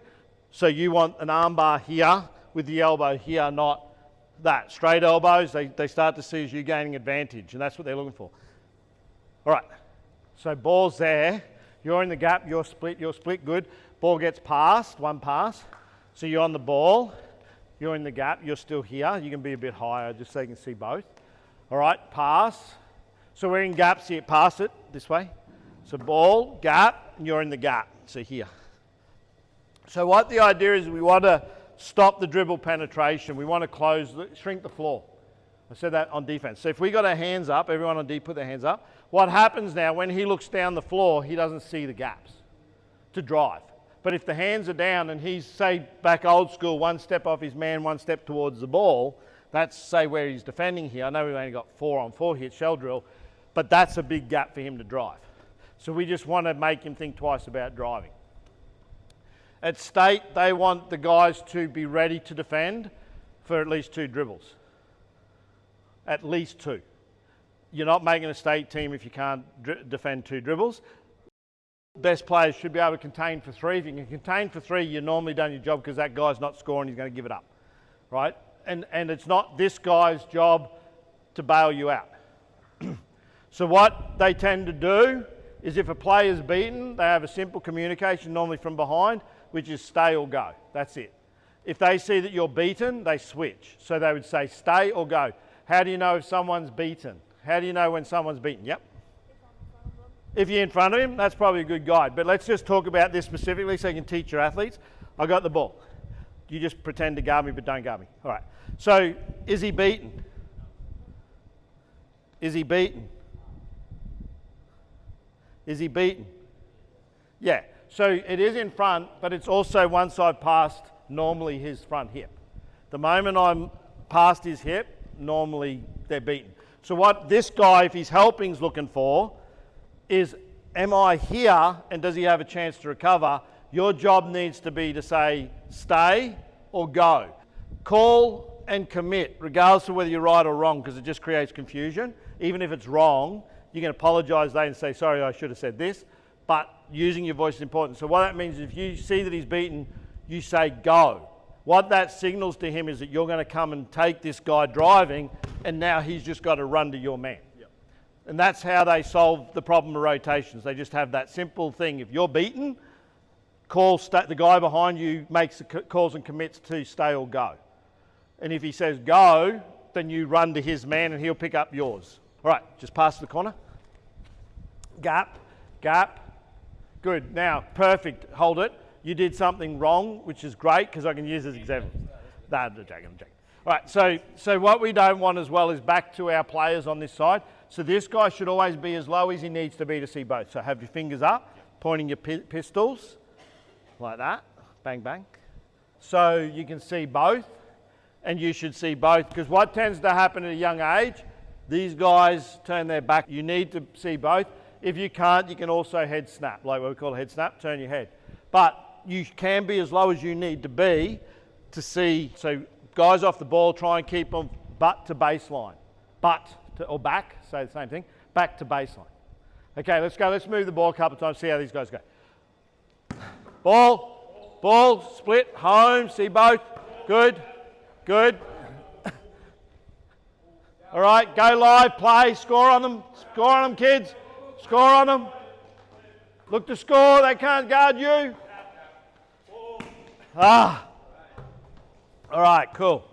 All right, just sit down. It's once you cut plays through, you won't cut plays through, but the idea of defending the gap, idea of hip turn, idea of chest bump, chest blow. How do you teach someone shooting? You don't have to be a great shooter. I've gone 35 years and tried to teach people how to shoot, and I'm the worst shooter in the world. Yeah? You want to teach? Come and teach. How were you taught, or come and teach someone. I want you to teach Gene. Gene, go out there, do it loud for everyone. Actually, do it here, and then we'll give Gene some shots, all right? Teach Gene like he's never played basketball before in his life.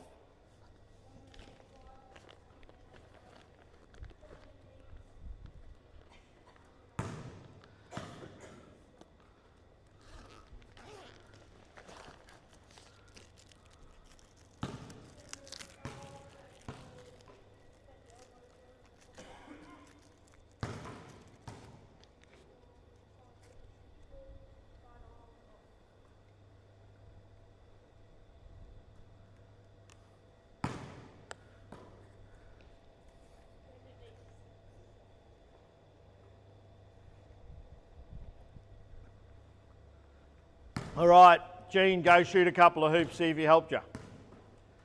Coaches, observe Gene. We're going to pick on Gene.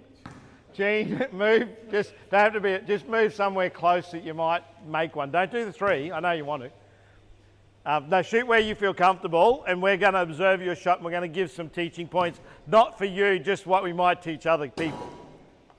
All right.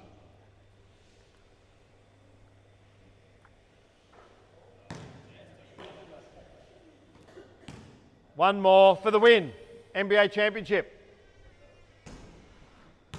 All right, thank you. Thank you. So let's come back.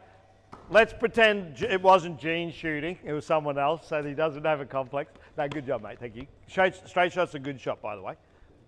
I always tell my athletes that. That's the hardest thing to get, and all those were pretty straight. So your teaching points, what were some of the teaching points you gave? Have your right hand on the side and have your other hand on the front. So Yeah. when you shoot, bend your elbows, bend your knees, and if you're at three or somewhere where you can't, make it without jumping, jump. Okay, so you added a little bit of a jump there. And do your follow through. Oh, and the follow through? Yeah, I liked your follow through actually. You have very good arc, elbow above eyebrows. I really liked it. I don't know if you make good shots, but the arc is there. Any thoughts on what he shared there? Because some key components, probably the teaching points aren't defined, but at his age that's pretty good. Ball's not resting on your palm, so that's a detail, but I saw when you just demonstrated it wasn't on your palm. So we want it on the pads and the palms of the fingertips. What else do you think that might be missing on that? I think the core stuff he said was good. Bent knees, wrist snap, I like that. He was doing it, but just, I think, how to shoot. I think your communication of it over time will get better. It's just your ability to translate how to shoot. So I like a lot of the key components there. So wrist snap, yeah. Any other thoughts? So who else? Yes. Feet position, all right. Do you feel your feet position was good? I don't know. I don't know. I'm just asking. But you feel that's an important teaching point. So what do you think is important about feet position? What do you would you teach anything, or what do you?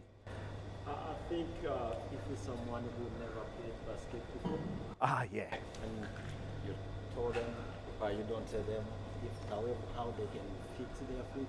Cool. So for someone who hasn't been taught, it was missing. That teaching point was missing. So where your feet should be. So who has the answer to where your feet should be? Yeah. I suppose there's different variations of right foot to left. Right foot forward slightly. What do you say, Duff? Pointing at the hoop. Any thoughts? Shoulder width apart. Who agrees with all those 3 points? They're all good points, yeah. So there are arguments about whether the toes should point at the hoop. When you get to, when you've been around 35 years, you get exposed to a lot of different concepts. And even at your age and that, you've got to decide what you think works best for you, and athletes are built differently too. I know there's athletes that couldn't head snap when I used to coach them, big ones, couldn't. There's things that physically they struggle with that you might have other athletes that just are super good at, because biomechanically they're just not there yet. So, or may never be there. Same as shot technique, right? So, argument for feet, just this is an example, arguments for toes pointing at the hoop is that it's unnatural for us to have our elbow under the ball here. There's a lot of tension on the shoulder. So some coaches argue being slightly side on is more comfortable because you're not putting tension on the shoulder. So pro shot, when they teach pro shot, they actually teach sweep and sway. They teach toes side on. If you look at some of the NBA players, you'll actually observe that that's what they do, or they swing their foot, right? So I think there's different times to have feet pointing at the hoop. So there's two ways we tend to shoot: on the hop or in a step. So 1-2 step stride stop, or on the hop, which is a 1-2 jump stop in basketball. So stride stop is if the ball's coming, it's 1-2 into my shot. So 1-2 that way. I tend to open at the hip. As a player, I did play as a shooter as well. I would open at the hip. So opening at the hip means as the ball's coming, my toes turning first, so that I'm coming up and into my shot, forward momentum into upward. The other one is on the hop, which is 1-2 up. They're on the catch, so that's coming to receive the ball, but they can also be on the dribble. So pound, straight into your shot. Other than all your footwork, like your side steps and things like that, and yeah, retreat, that's still a 1-2 step, and it's still a 1-2 stop. The footwork's the same, it's just in a different direction. Right, makes sense? So you really only need to teach two ways to turn and shoot. So what we'll do is we'll get some of these young guys out. Does anyone else have a shot technique that they actually teach that want to share here? They want to share with the group? Beef is the one that I normally teach, which is the one that's probably the longest lasting. It's the one that a lot of social media guys keep debunking, but it's a great checklist. So it's sort of what he said. So B is for balance. Knees bent, back straight, head up, hands up is balance. Boxer stance, athletic stance, shooting foot slightly forward, legs shoulder width apart. If they're here, you lose power. If you're here, you're off balance. So here, comfortable, almost sitting position, load up, ready to shoot. Balance, eye. Eye is you have to look at your target. So much like a archer has a target that they're aiming for, what are they really aiming for? The bullseye. So as shooters, we're still shooting, we've got to give ourselves a bullseye. So Steph Curry says his bullseye is where the loops on the net touch, you know the answer? Touch the hoop, the loops form a W. Wherever he is on the floor, hands up and you can see the W he's talking about where the net connects with the hoop. He aims for the middle bit. Wherever he is on the court, he's looking at the middle part of the three that are facing him. That's his target. Steph Curry speaking, not me. All right. Balance, eye, elbow, right, under the ball. You're not going to escape that. Elbow's got to be under the ball because elbow's like a hinge on a door. It can only go one way, biomechanics. If your elbow's out, that's where the ball wants to go. So if your elbow's in, that's where it wants to go. The other thing is follow through, which someone said. The important thing for this, and you're really good at this when you're demonstrating, I don't know how you shoot, but is elbow above eyebrows. The reason being is it's about 45 to 55 degrees entry is considered good for going through the hoop. Can I have that ball? Is that a 6 or a 7? I think that's a 6. Well, basketball hoops actually 2 size 7 balls side by side. It's 2 of these fit into through a hoop. The reason we miss is because the angle's wrong. So can you stand up, Ryan? I got an impingement of the shoulder, by the way. Normally I would actually be shooting, but it hurts when I go through this motion. But what we want is that elbow above eyebrows so that the palm, and palm, I say pinch the fingers. There's arguments with why you'd pinch. I'll explain that as well. But fingers point at the hoop, palm faces the floor, elbow above eyebrows to get that nice arc. If my elbow's flat, the shot's flat. You don't get the good arc. If you want to see some of the, because I've got an impingement, but last time I was here, I got on my knees, shot hoops to get the elbow up above eyebrows. It's how you do it. I've just uploaded some videos to TikTok, first two videos from last level 1, shows that. And I think there's another one that shows something else, probably shooting still. Yeah, I think it's shooting. But elbow above eyebrows, guys. Like seriously, if you're shooting and you're playing, you've got to over-exaggerate it. You have to for it to drop in. Starting close, work your way out. So beef is the shot technique that is the oldest probably surviving shot technique. My thing I say to athletes, I don't care what technique you teach as a coach, I don't care what you teach, as long as you have a technique that can be duplicated so you can develop muscle memory. So there's others, there's Forrest, there's LLL, there's SLR, whatever you choose is up to you. So set, load, release, lock it, load it, leave it.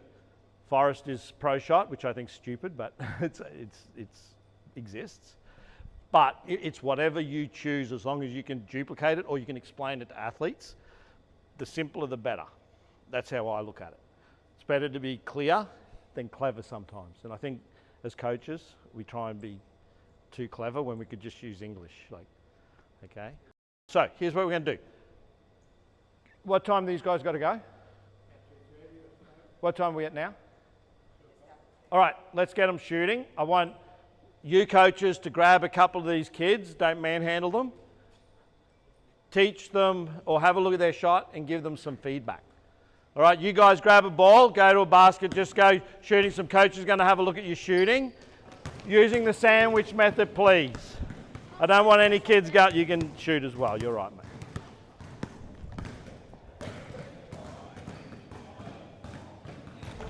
That was a good free throw, that first one, man. It's like, I'm thinking, this guy needs a contract. Blessings out of a job. Yeah, don't just be afraid. Just you can go and you can shoot if you want, or you can just so coaches can give feedback, mate. Yeah, you can shoot if you get a ball. Just shoot, and they can talk to you. I don't mind. Coaches, if you want to shoot and give each other's feedback as well, you can. You can go down the other end too. Don't be afraid. Coaches, anyone who shoots the ball, observe them and then give them some feedback. So coaches, you can shoot as well. Kids, don't be afraid to give the coaches feedback if they decide to shoot one. Run it in. 5, 4, 3, 2. Good job, guys. Slack, coaches. All right. A good way to get them in, count down if you don't already. If you saw how quickly they ran, 5, 4, 3, 2, 1. The moment you start counting down, and it's even better if you give the last guy a really bad penalty. So going to talk about some of this punishment penalty stuff. Going to give you some, in my opinion, what you guys do is up to you. But we only get a short amount of time with the athletes we have. And when I was at BBI, they have a philosophy. When I wasn't at BBI, I did their coaching course. Not coached there before, but did their accreditation like this one. Their head of sport or development guy wanted me to talk about what they call the 3 L's. The 3 L's for them, and I'll share this with Russell, whether you guys buy in or not, it's up to you. Less lines, less lectures, less laps. Because you have limited time with the athletes you work with. So less lines means less standing around one person with the ball doing the layup while everyone else is in a line. Come up with drills and ideas that involve most kids with a ball in their hand that's still going to give you the same outcome. Think less, even if it's 3 lines with, not necessarily everyone in the ball, but you got 3 lines going, it's better than 1 line going with everyone standing. Always a limiting factor is your resources, so always look at how many rings, how many balls, how many coaches you got to help, what other props do you have, because you asked me, do I want hoops and all sorts of things like that. So whatever you've got, you need to know that before you arrive.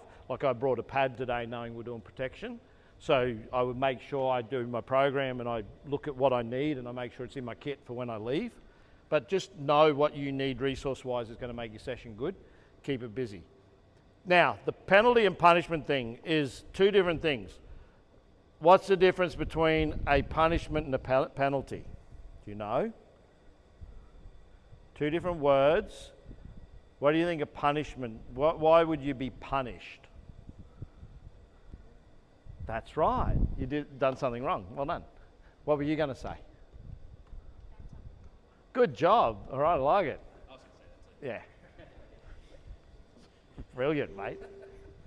But punishment is something that we should be using sparingly because it says they've done something wrong. So understand when you use the language that you're not necessarily punishing them if they've done something wrong. So that's the first thing I say, and they get punishment, right? Penalty for me is there's a price to pay. It's like a fine for when something doesn't go right. It's not that you're doing something wrong, it hasn't necessarily gone right for you. So for example, if you're playing a game and you're winning and losing, then the loser's going to pay a penalty. They're going to pay a price. Normally something light that's going to benefit them. So 5 star jumps, 5 push-ups, 10 push-ups, whatever the age level. Why? Because it saves time. If you run laps all the time, you're eating into training and playing time. They can get their, this is my opinion by the way, it's just my opinion. They can get their fitness outside, all right? Hopefully they do, and if they don't, then they're going to sit on the bench because the fittest guys are going to get to play more minutes. Okay, they get the reward because they're working harder than everyone else in game. So that's the reward for being a hard worker. You can say that to them. But understand that your penalties are your opportunity to teach them the importance of competition and winning and losing. Use punishment sparingly. The concept of punishing everyone for someone doing something wrong is, you got to put that in situations, because I've done that. I will only normally do that if the individual I'm dealing with is really struggling to, like they're a constant battle every training session for me. I penalise everyone, because then what happens is the peer pressure comes into play. The kids don't want to do it, so instead of me telling him to stop, now it's all his teammates, his peers going, stop, because they don't want to do the penalty he's causing them to do. So that makes my life easier, because all of a sudden they know it's coming. If I'm looking at that tough kid, all the other kids are like in his ear, and now they're doing the coaching for me. But it might take me 2 or 3 sessions before I'll make the decision. So I just want to share that with you from a player management point of view. Before these kids go, they've got about 10 minutes. First thing I want you guys to do, and coaches, I'll get you to observe this, not be involved, is I want you guys to spin the ball to yourself, turning towards the basket and shooting it at both ends. But when you are facing, when it's on your left, you're going to turn on your inside foot. So you're just going to spin 1, 2, and then shoot the ball. So this is teaching you to turn off a 1-2 step, like coming off a screen, or curl coming towards the ball. And you're going to spin this way. If it's this way and you're at that basket, it'd be inside foot, we call it, the foot closest to the basket. Does that make sense? So let's pretend I'm down here. I would be, if I'm going this, anytime I'm going this way, it'd be 1, 2. If I'm going this way, 1, 2 to shoot. So even if I'm coming up towards the 3-point line, like here, or things like this, it's this foot, 1, 2, into my shot. We're going to do that first. I want coaches to observe the kids as they do it. Spin the ball, you can turn, you can shoot. Let them do it a couple of times and then clean up the mess that you see. All right. Oh, that's his ball. Okay, go. Both baskets, and then we'll go one more shooting thing, and then the kids will go. And then it'll be the coaches. Don't be afraid to help.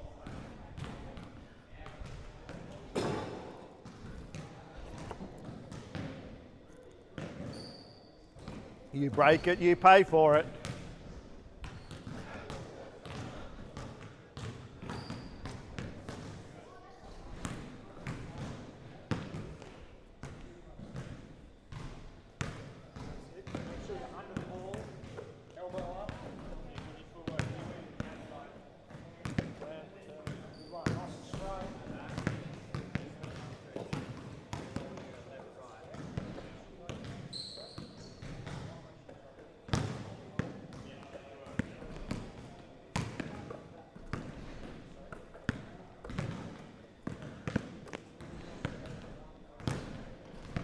So what's your name? What's your name? Hudson. Come here for a second. You've got really good turning and squaring up. You're really balanced. What I want you to try and do is do it in one motion. This is what, I'll show you what I see you do. So you spin it, you turn, then you turn. So it's like two steps, so that's 1, 2. I want you to try and spin and go 1, 2 as you spin it, so that you're facing, as you come under the ball, you're already facing the basket. That's better, good. Go again, you just keep trying it. Good, much better, well done, good job. 1, 2, good, great job, well done, man, good shot. Good work, Hudson, I like it. All right, hold up. So just stay where you are. Can I just borrow your ball for a second? Hold the ball from me, please. So just things to be aware of. The kids overall, the ones I saw down there, are relatively good. What I want them to do is we want to limit the mechanical movements. So you want to flow like water, is what I say to the athletes I work with. Like a jack in the box, your reloaded spring, you want that energy to go from your feet, your knees, right? So you want to load up like a loaded spring. Thing that I saw early, but I think most of the coaches identified it and stepped out. I saw one young guy that was turning and then dragging his foot, travel, right? So you picked up that. So I was watching coaches, what they were seeing. The other one was mechanical movement. So it was then shoot. So I wanted a 1, 2, so they faced up. A couple of guys I saw doing that, but I saw some correct, so that's fine. But just be aware, you don't want them to look overly mechanical. You want it to flow, so they should be relaxed and loose. Now what we're going to do is we're going to shoot off a hop. A hop is normally better on a kick out. So what that means is when the bigs pass the ball to the perimeter, being in rhythm on the catch is often a good way to be comfortable getting energy for a 3. So as the ball's past my chest, I land on 2 and I go up for the shot, right? That's what it is. So what we're going to do though is we're going to spin it to ourselves. So spin it, 1, 2, shoot. All right, so spin it, you're facing the basket now, 1, 2, shoot. Like someone's passing it to you. Sorry, I don't know whose ball that is. Yeah, okay, go. Go, just practice. Coaches, give them feedback.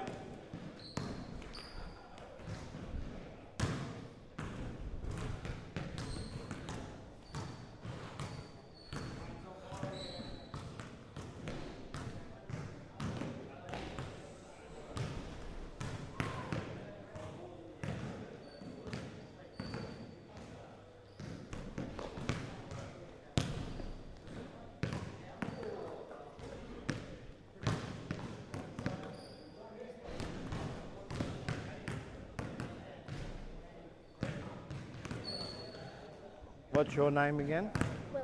Willow. What I want you to do is when you spin the ball, I want you to be a bit lower under it. So when you spin it, I want you to come under it, so like you're sitting in the chair. So when it comes up, that's it, and then go up for your shot. Cool. Good job. What's that? I'll get a pin on that because I'm Yeah. No.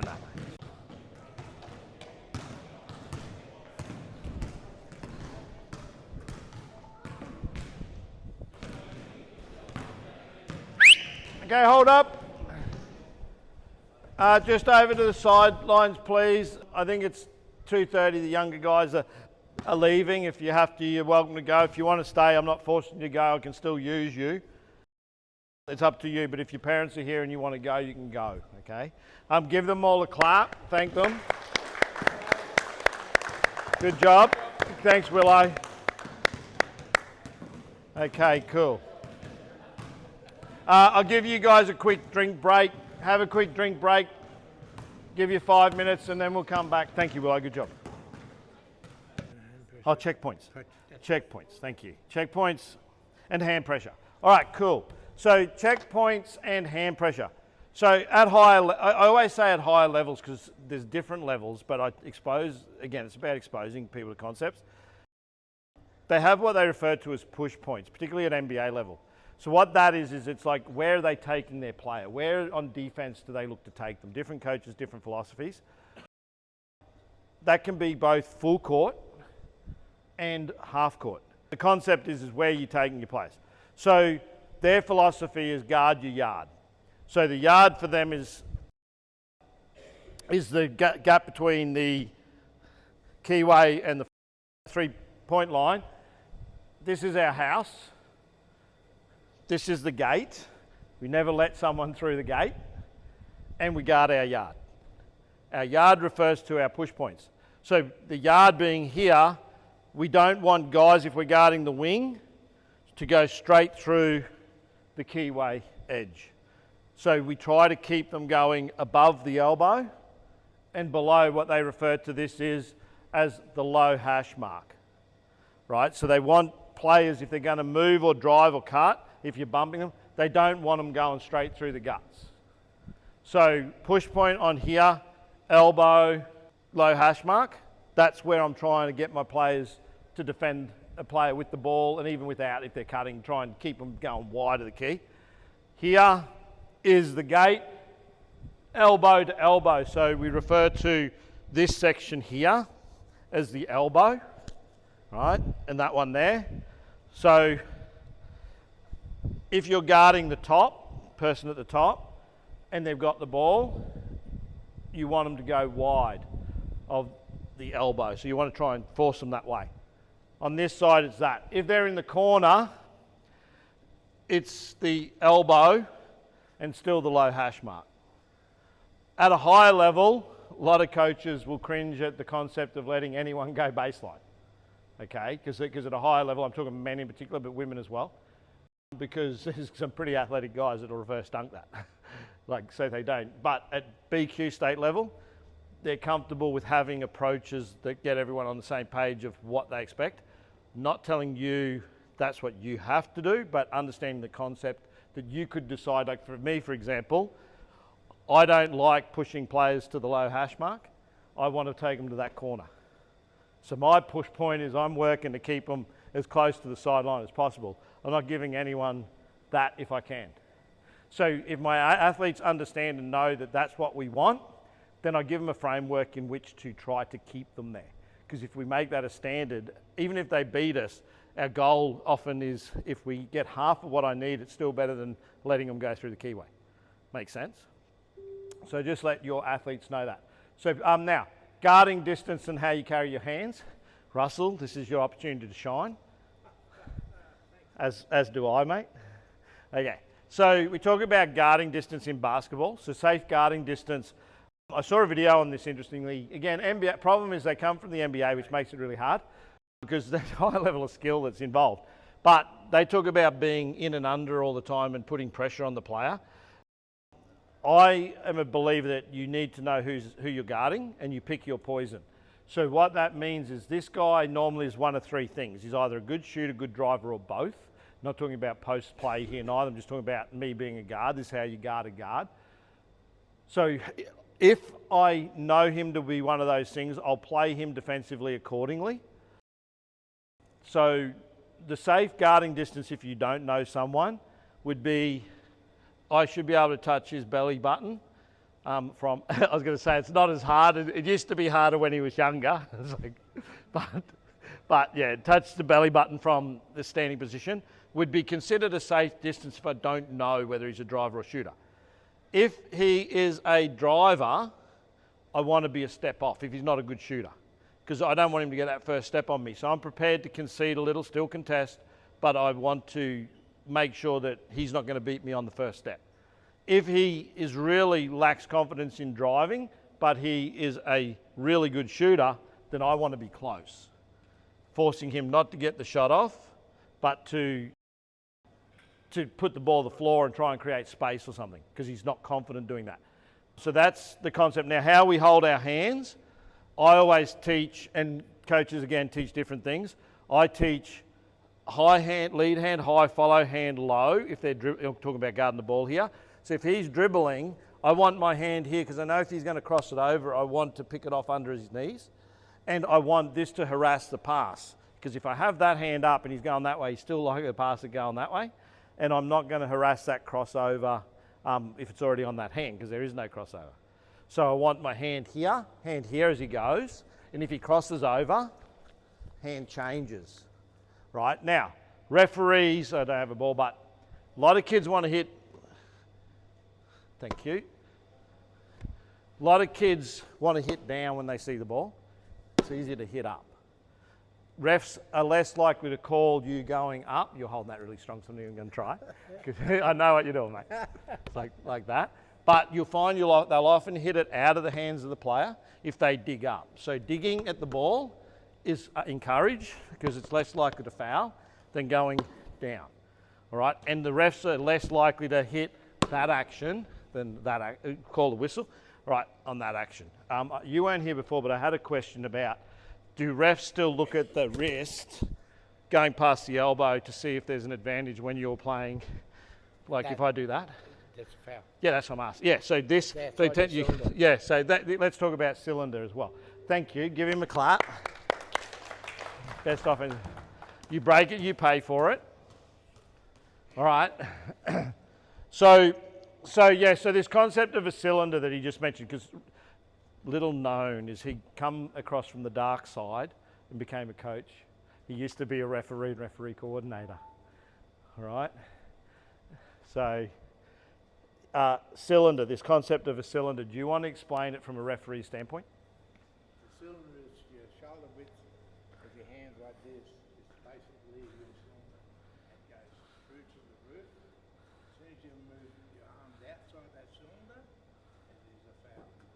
You got somebody coming in, so if he's coming into me and I'm standing there like this, that's my cylinder.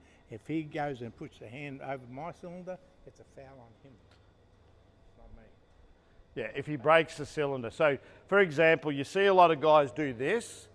If he brings his arms up and wipes my arms, they're not. If he's inside his cylinder, they'll allow that because I'm the one that's gone into his space. He's in my space. So you have a space on the floor called a cylinder.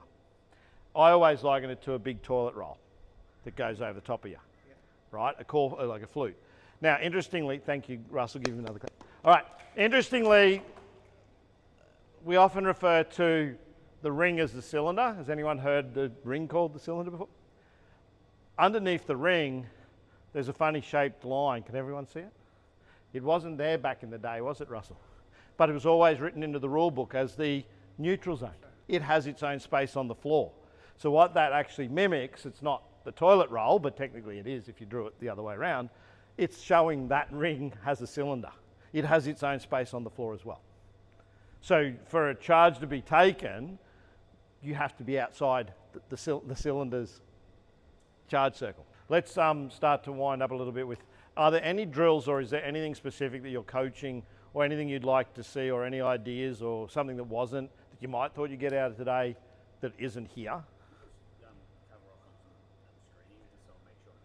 Yeah, screening, all right. So two ways we screen, on ball and off ball are the two. So let's get a ball and let's get someone to, I'll get someone, yeah, can you come down? Only because you got Crocs on, I'll get you down here. Can you bring the ball with you? Just be on the, here, give me the ball. Thank you. Important things when you're teaching a screen is that they've got to understand that they're screening the defender. They've got to understand the rules around how close they need to be. They have to give the player the ability to avoid the screen, which is normally considered one step. So if you imagine they can do one side step, they can technically go over. So what that means is I can't go and ride the hip of the defender right next to him and not give him that ability to avoid it. That's the first thing, because otherwise you run into the, even though it's not a moving screen, you run the risk that a ref who knows that you got to give him a bit of space will blow the whistle and call it illegal. Russell, did you want to make a point on that? Because you sort of come out like you're going to blow the whistle. Yeah, I'm going to blow the whistle.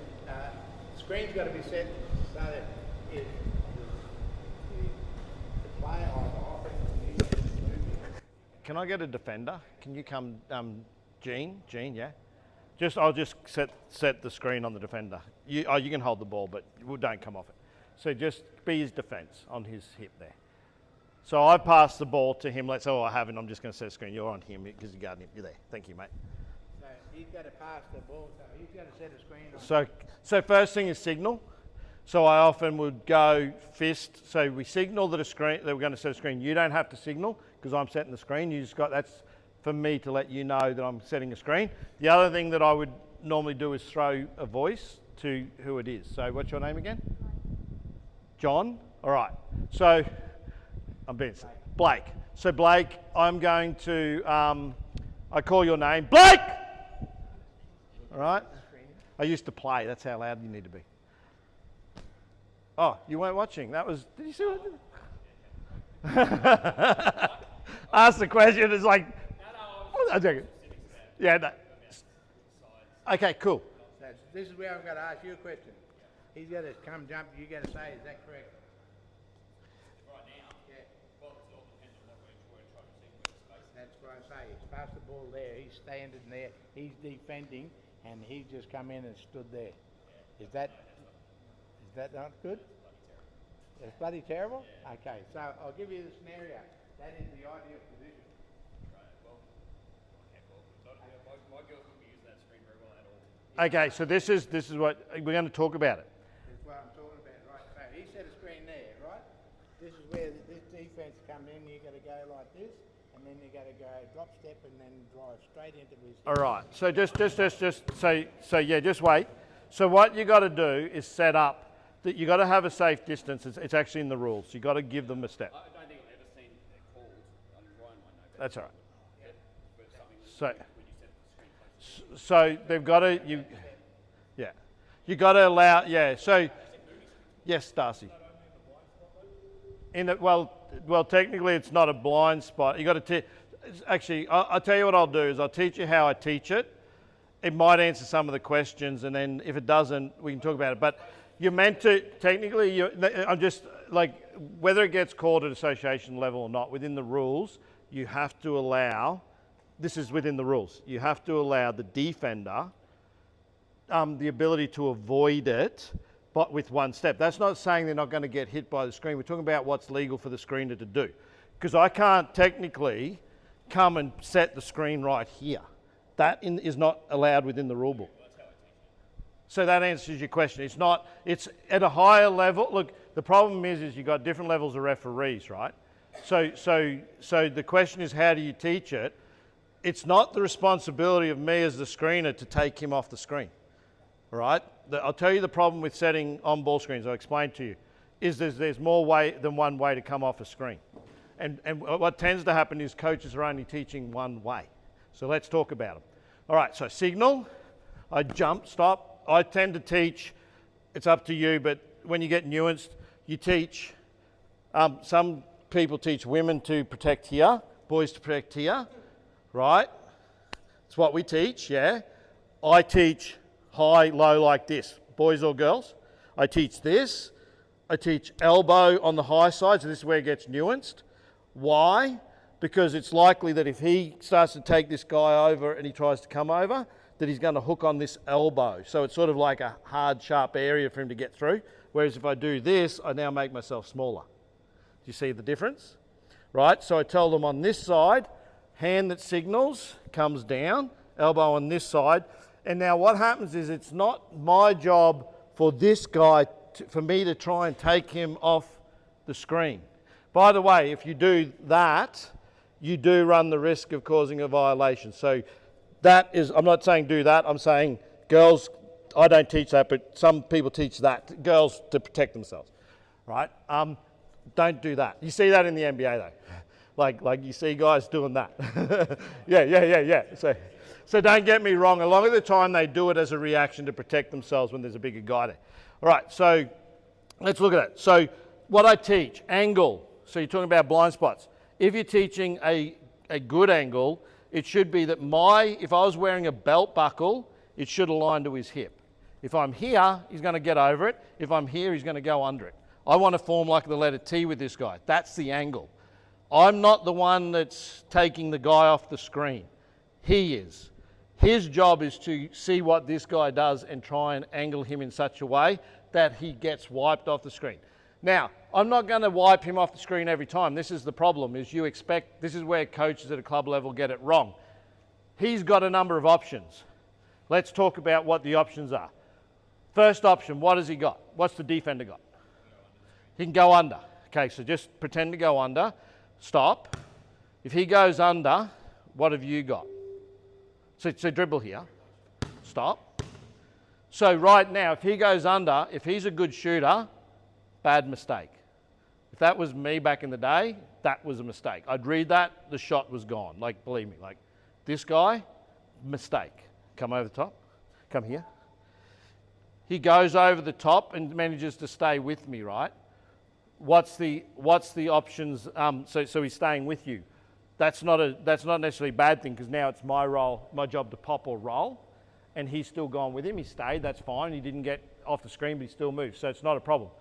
He gets caught on the screen. So come over. He goes around. Stop. Hold the ball. So what happens is he's wiped off the screen now. So what normally happens when this occurs and he's beaten the screen? He's caught on it. So you get a switch. What was the other one? Screen and roll. So we'd be encouraging this guy to drop. And what happens, where's my defender often on this? Where could he be? He can be on my hip or in a drop situation where he's here. So he has to read what's next. What can happen is, and this is what the problem is with a lot of the screens that get taught, kids come off the screen and we never go beyond what other options they've got. So the way it works is if the big's high, so let's talk about the second defender. The goal of the first guy whenever he drives is if he beats a player, whether it's on a screen or just on his own, his job's not done because there's a second line of defense, particularly a guard. So I need to know what this guy's doing as I come off the screen. If he's wiped off, I'm not worried about him now. I'm worried about who was guarding the screen because he's the guy that's going to be the help. So what happens is this guy, if he's at a high level, they tell him to be in mush or drops. Mush is high but still off. Drops is further down. So defense is always wrong. So what happens is I'm giving something up here. If I'm high, his job should be to attack me and try and go under because if he can beat me here, he's not going to, I'm behind him, right?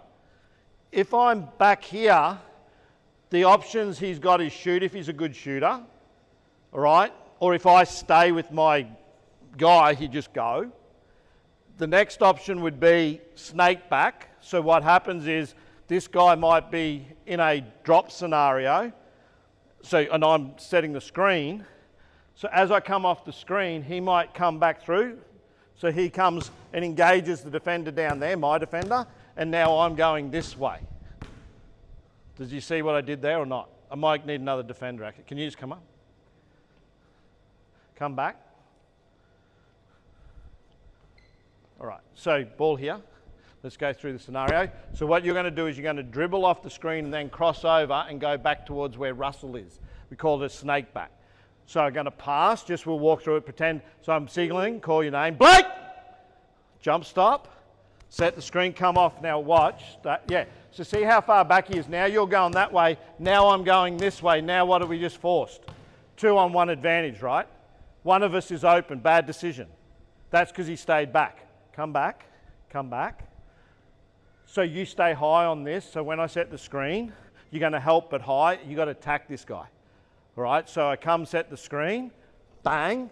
You come off. You get caught on it. He's high. Now you got to, well, you'd attack him, but he's, yeah. So what I want you to focus on is two things. When you set the screen, your guy has to change the angle, which is what Russell said. So how do we do that? Can I be you? All right, you can just stay out there. So what I want to do, first thing is hand away from the defense, is as the screen's set, this is what Russell was alluding to, is I want to engage this guy in such a way that now I'm changing the angle. How do I change the angle? Did you see what I did? Did you see where I went? Have a look. I didn't leave daylight between me and the guy who's setting the screen. He can't go there if I'm already there. Make sense? So that's how you change the angle and wipe him off the screen. Now here's what I used to do as a defender. Russell, can you be on offense? Can you step off for a second? Just be Russell. Russell, you there? your teammate needs to call the screen. Yeah, you can be the screener. So as the screen comes, Gene, can you call screen left? Come up and play defense. This is what I do when I hear the screen, and this is what more important than the screen itself. Is you got to shout. No, you're on defense. He's setting the screen. You're on defense. You gotta be on him.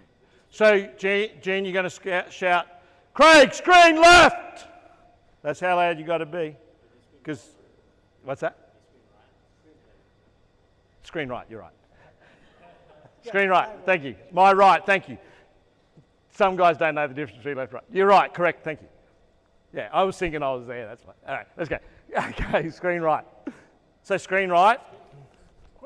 Screen right. See, so stop. See what I just come back. First thing I want to do, as soon as I hear it, I put both hands up. Why do I think I put both hands up? Create space. But why do I put the left hand up? I just did it. Why? Stop him going baseline. Yeah. He might reject the screen, so that's going left. It's because some players don't know the difference between left and right. Like I just got muddled up. I don't take the risk that they've said screen left and screen right correctly because I just stuffed up and it happens in the game. So what you don't, instead of just putting one hand up, you put both up because they might have said screen left and it was actually screen right and the screen was actually on the left. So I go bang. So as soon as I hear it, that's on the defense. When someone's telling me a screen's coming, if you're a guard and you get taken off a screen, you get pissed at your bigs because that hurts. So I want to create the space I need to get over it. So the way I do that is I go bang.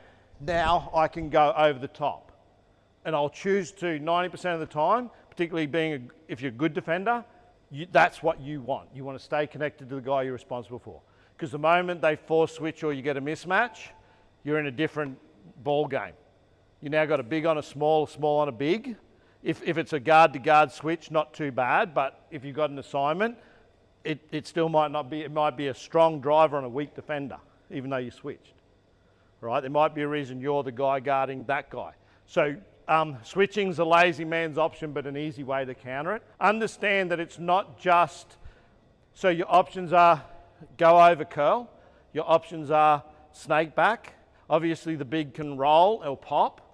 The way the big defends you in the second line is probably more important. Teaching the guy coming off the screen is probably more important. And as far as screens go, most of them are set poorly anyway. Bobby Knight used to say, set as many bad screens as you want and set them as often as you want.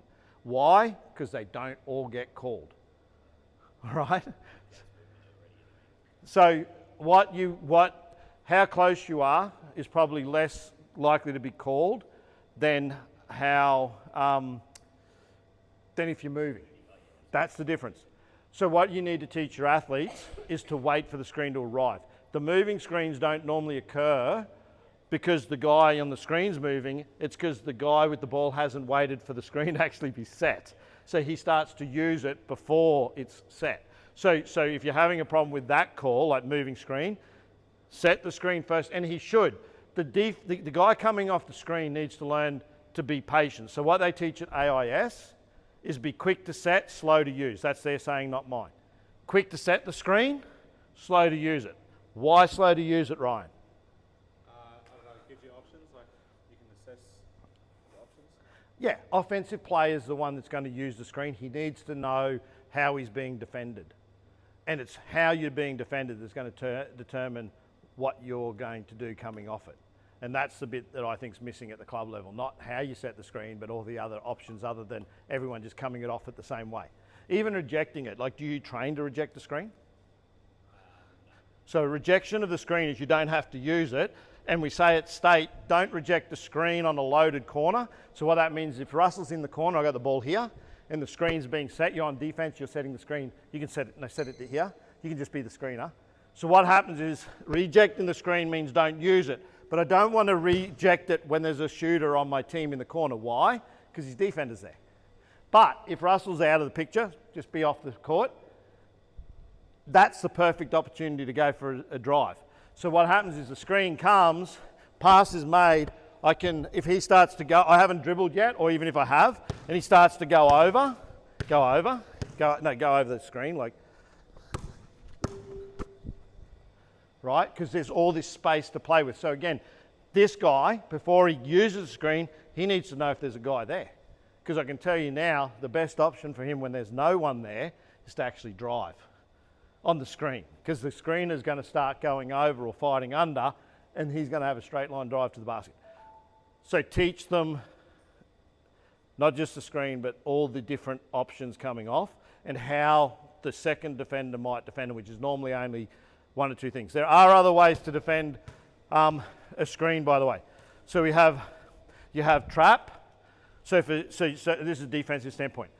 So you might trap the guy coming off the screen so the defender and the other guy just try and trap him, which leaves the big open. You also have hard show and soft show.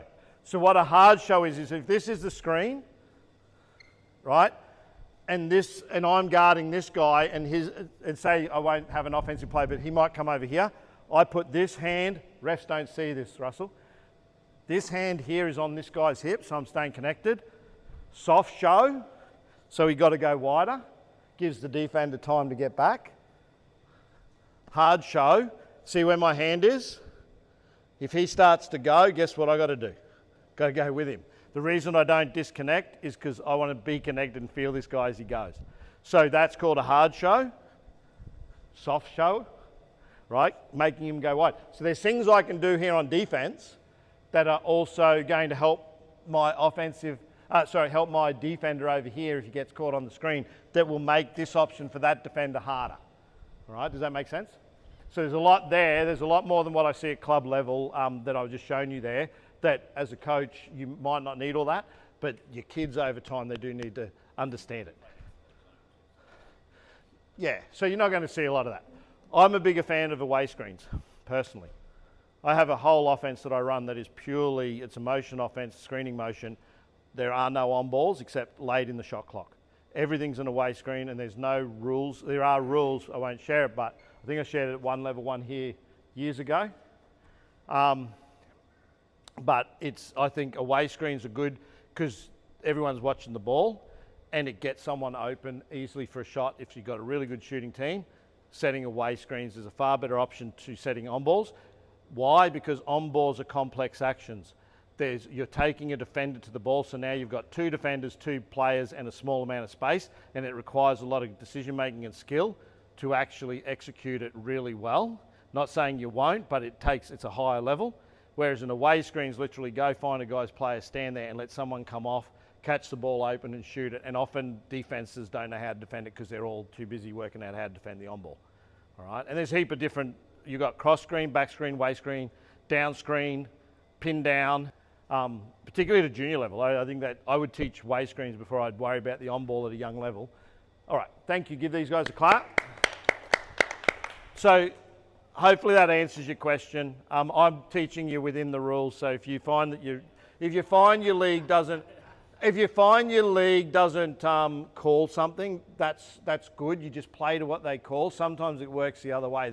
I made a point earlier, I'm not sure if you guys heard it, but I'll just share this with you because something I've done over the course of my years of coaching is every training session, one of the ways I grow as a coach is to actually, every session I do, I introduce a new drill that's focused on the skill that I'm still focused on, but a new drill that I've never done before, and my athletes also know that they're guinea pigs, that we're going to be doing a drill that they haven't done before. And the reason I do that is it builds my repertoire of things that I can do or environments that I can create for them, including some of the games that we create ourselves, that we invent, my leadership group and I. We come up with the games. Sometimes we don't even know whether they're going to work when we film them. We just say this sounds like a concept of a game. Sometimes they work, sometimes they don't. Sometimes we try them again later with modification. But at the end of the day, I want to leave you with 6 things. The first 3 is that if you want to create your own sort of play-based stuff, time, space, and score is what you need to understand. How do you score? What space are you playing in? And what's the time limit if you're setting a time limit? Often they're the ways you keep things competitive. The other thing is we did it with the tally ball. All offense is basically 3 things. Create space, recognize space, fill space. So everything you do in basketball, if you can encourage your athletes to understand that when you move, you create space, someone else recognizes that space, and then they fill it, then that's how you'll keep spacing. Did everyone hear what I said? So whether you're running a sideline play or an offense or setting a screen, if I pass the ball and I go and set the screen, I've created space. The guy who's gotten the ball recognizes the space. What's he going to do? Fill the space.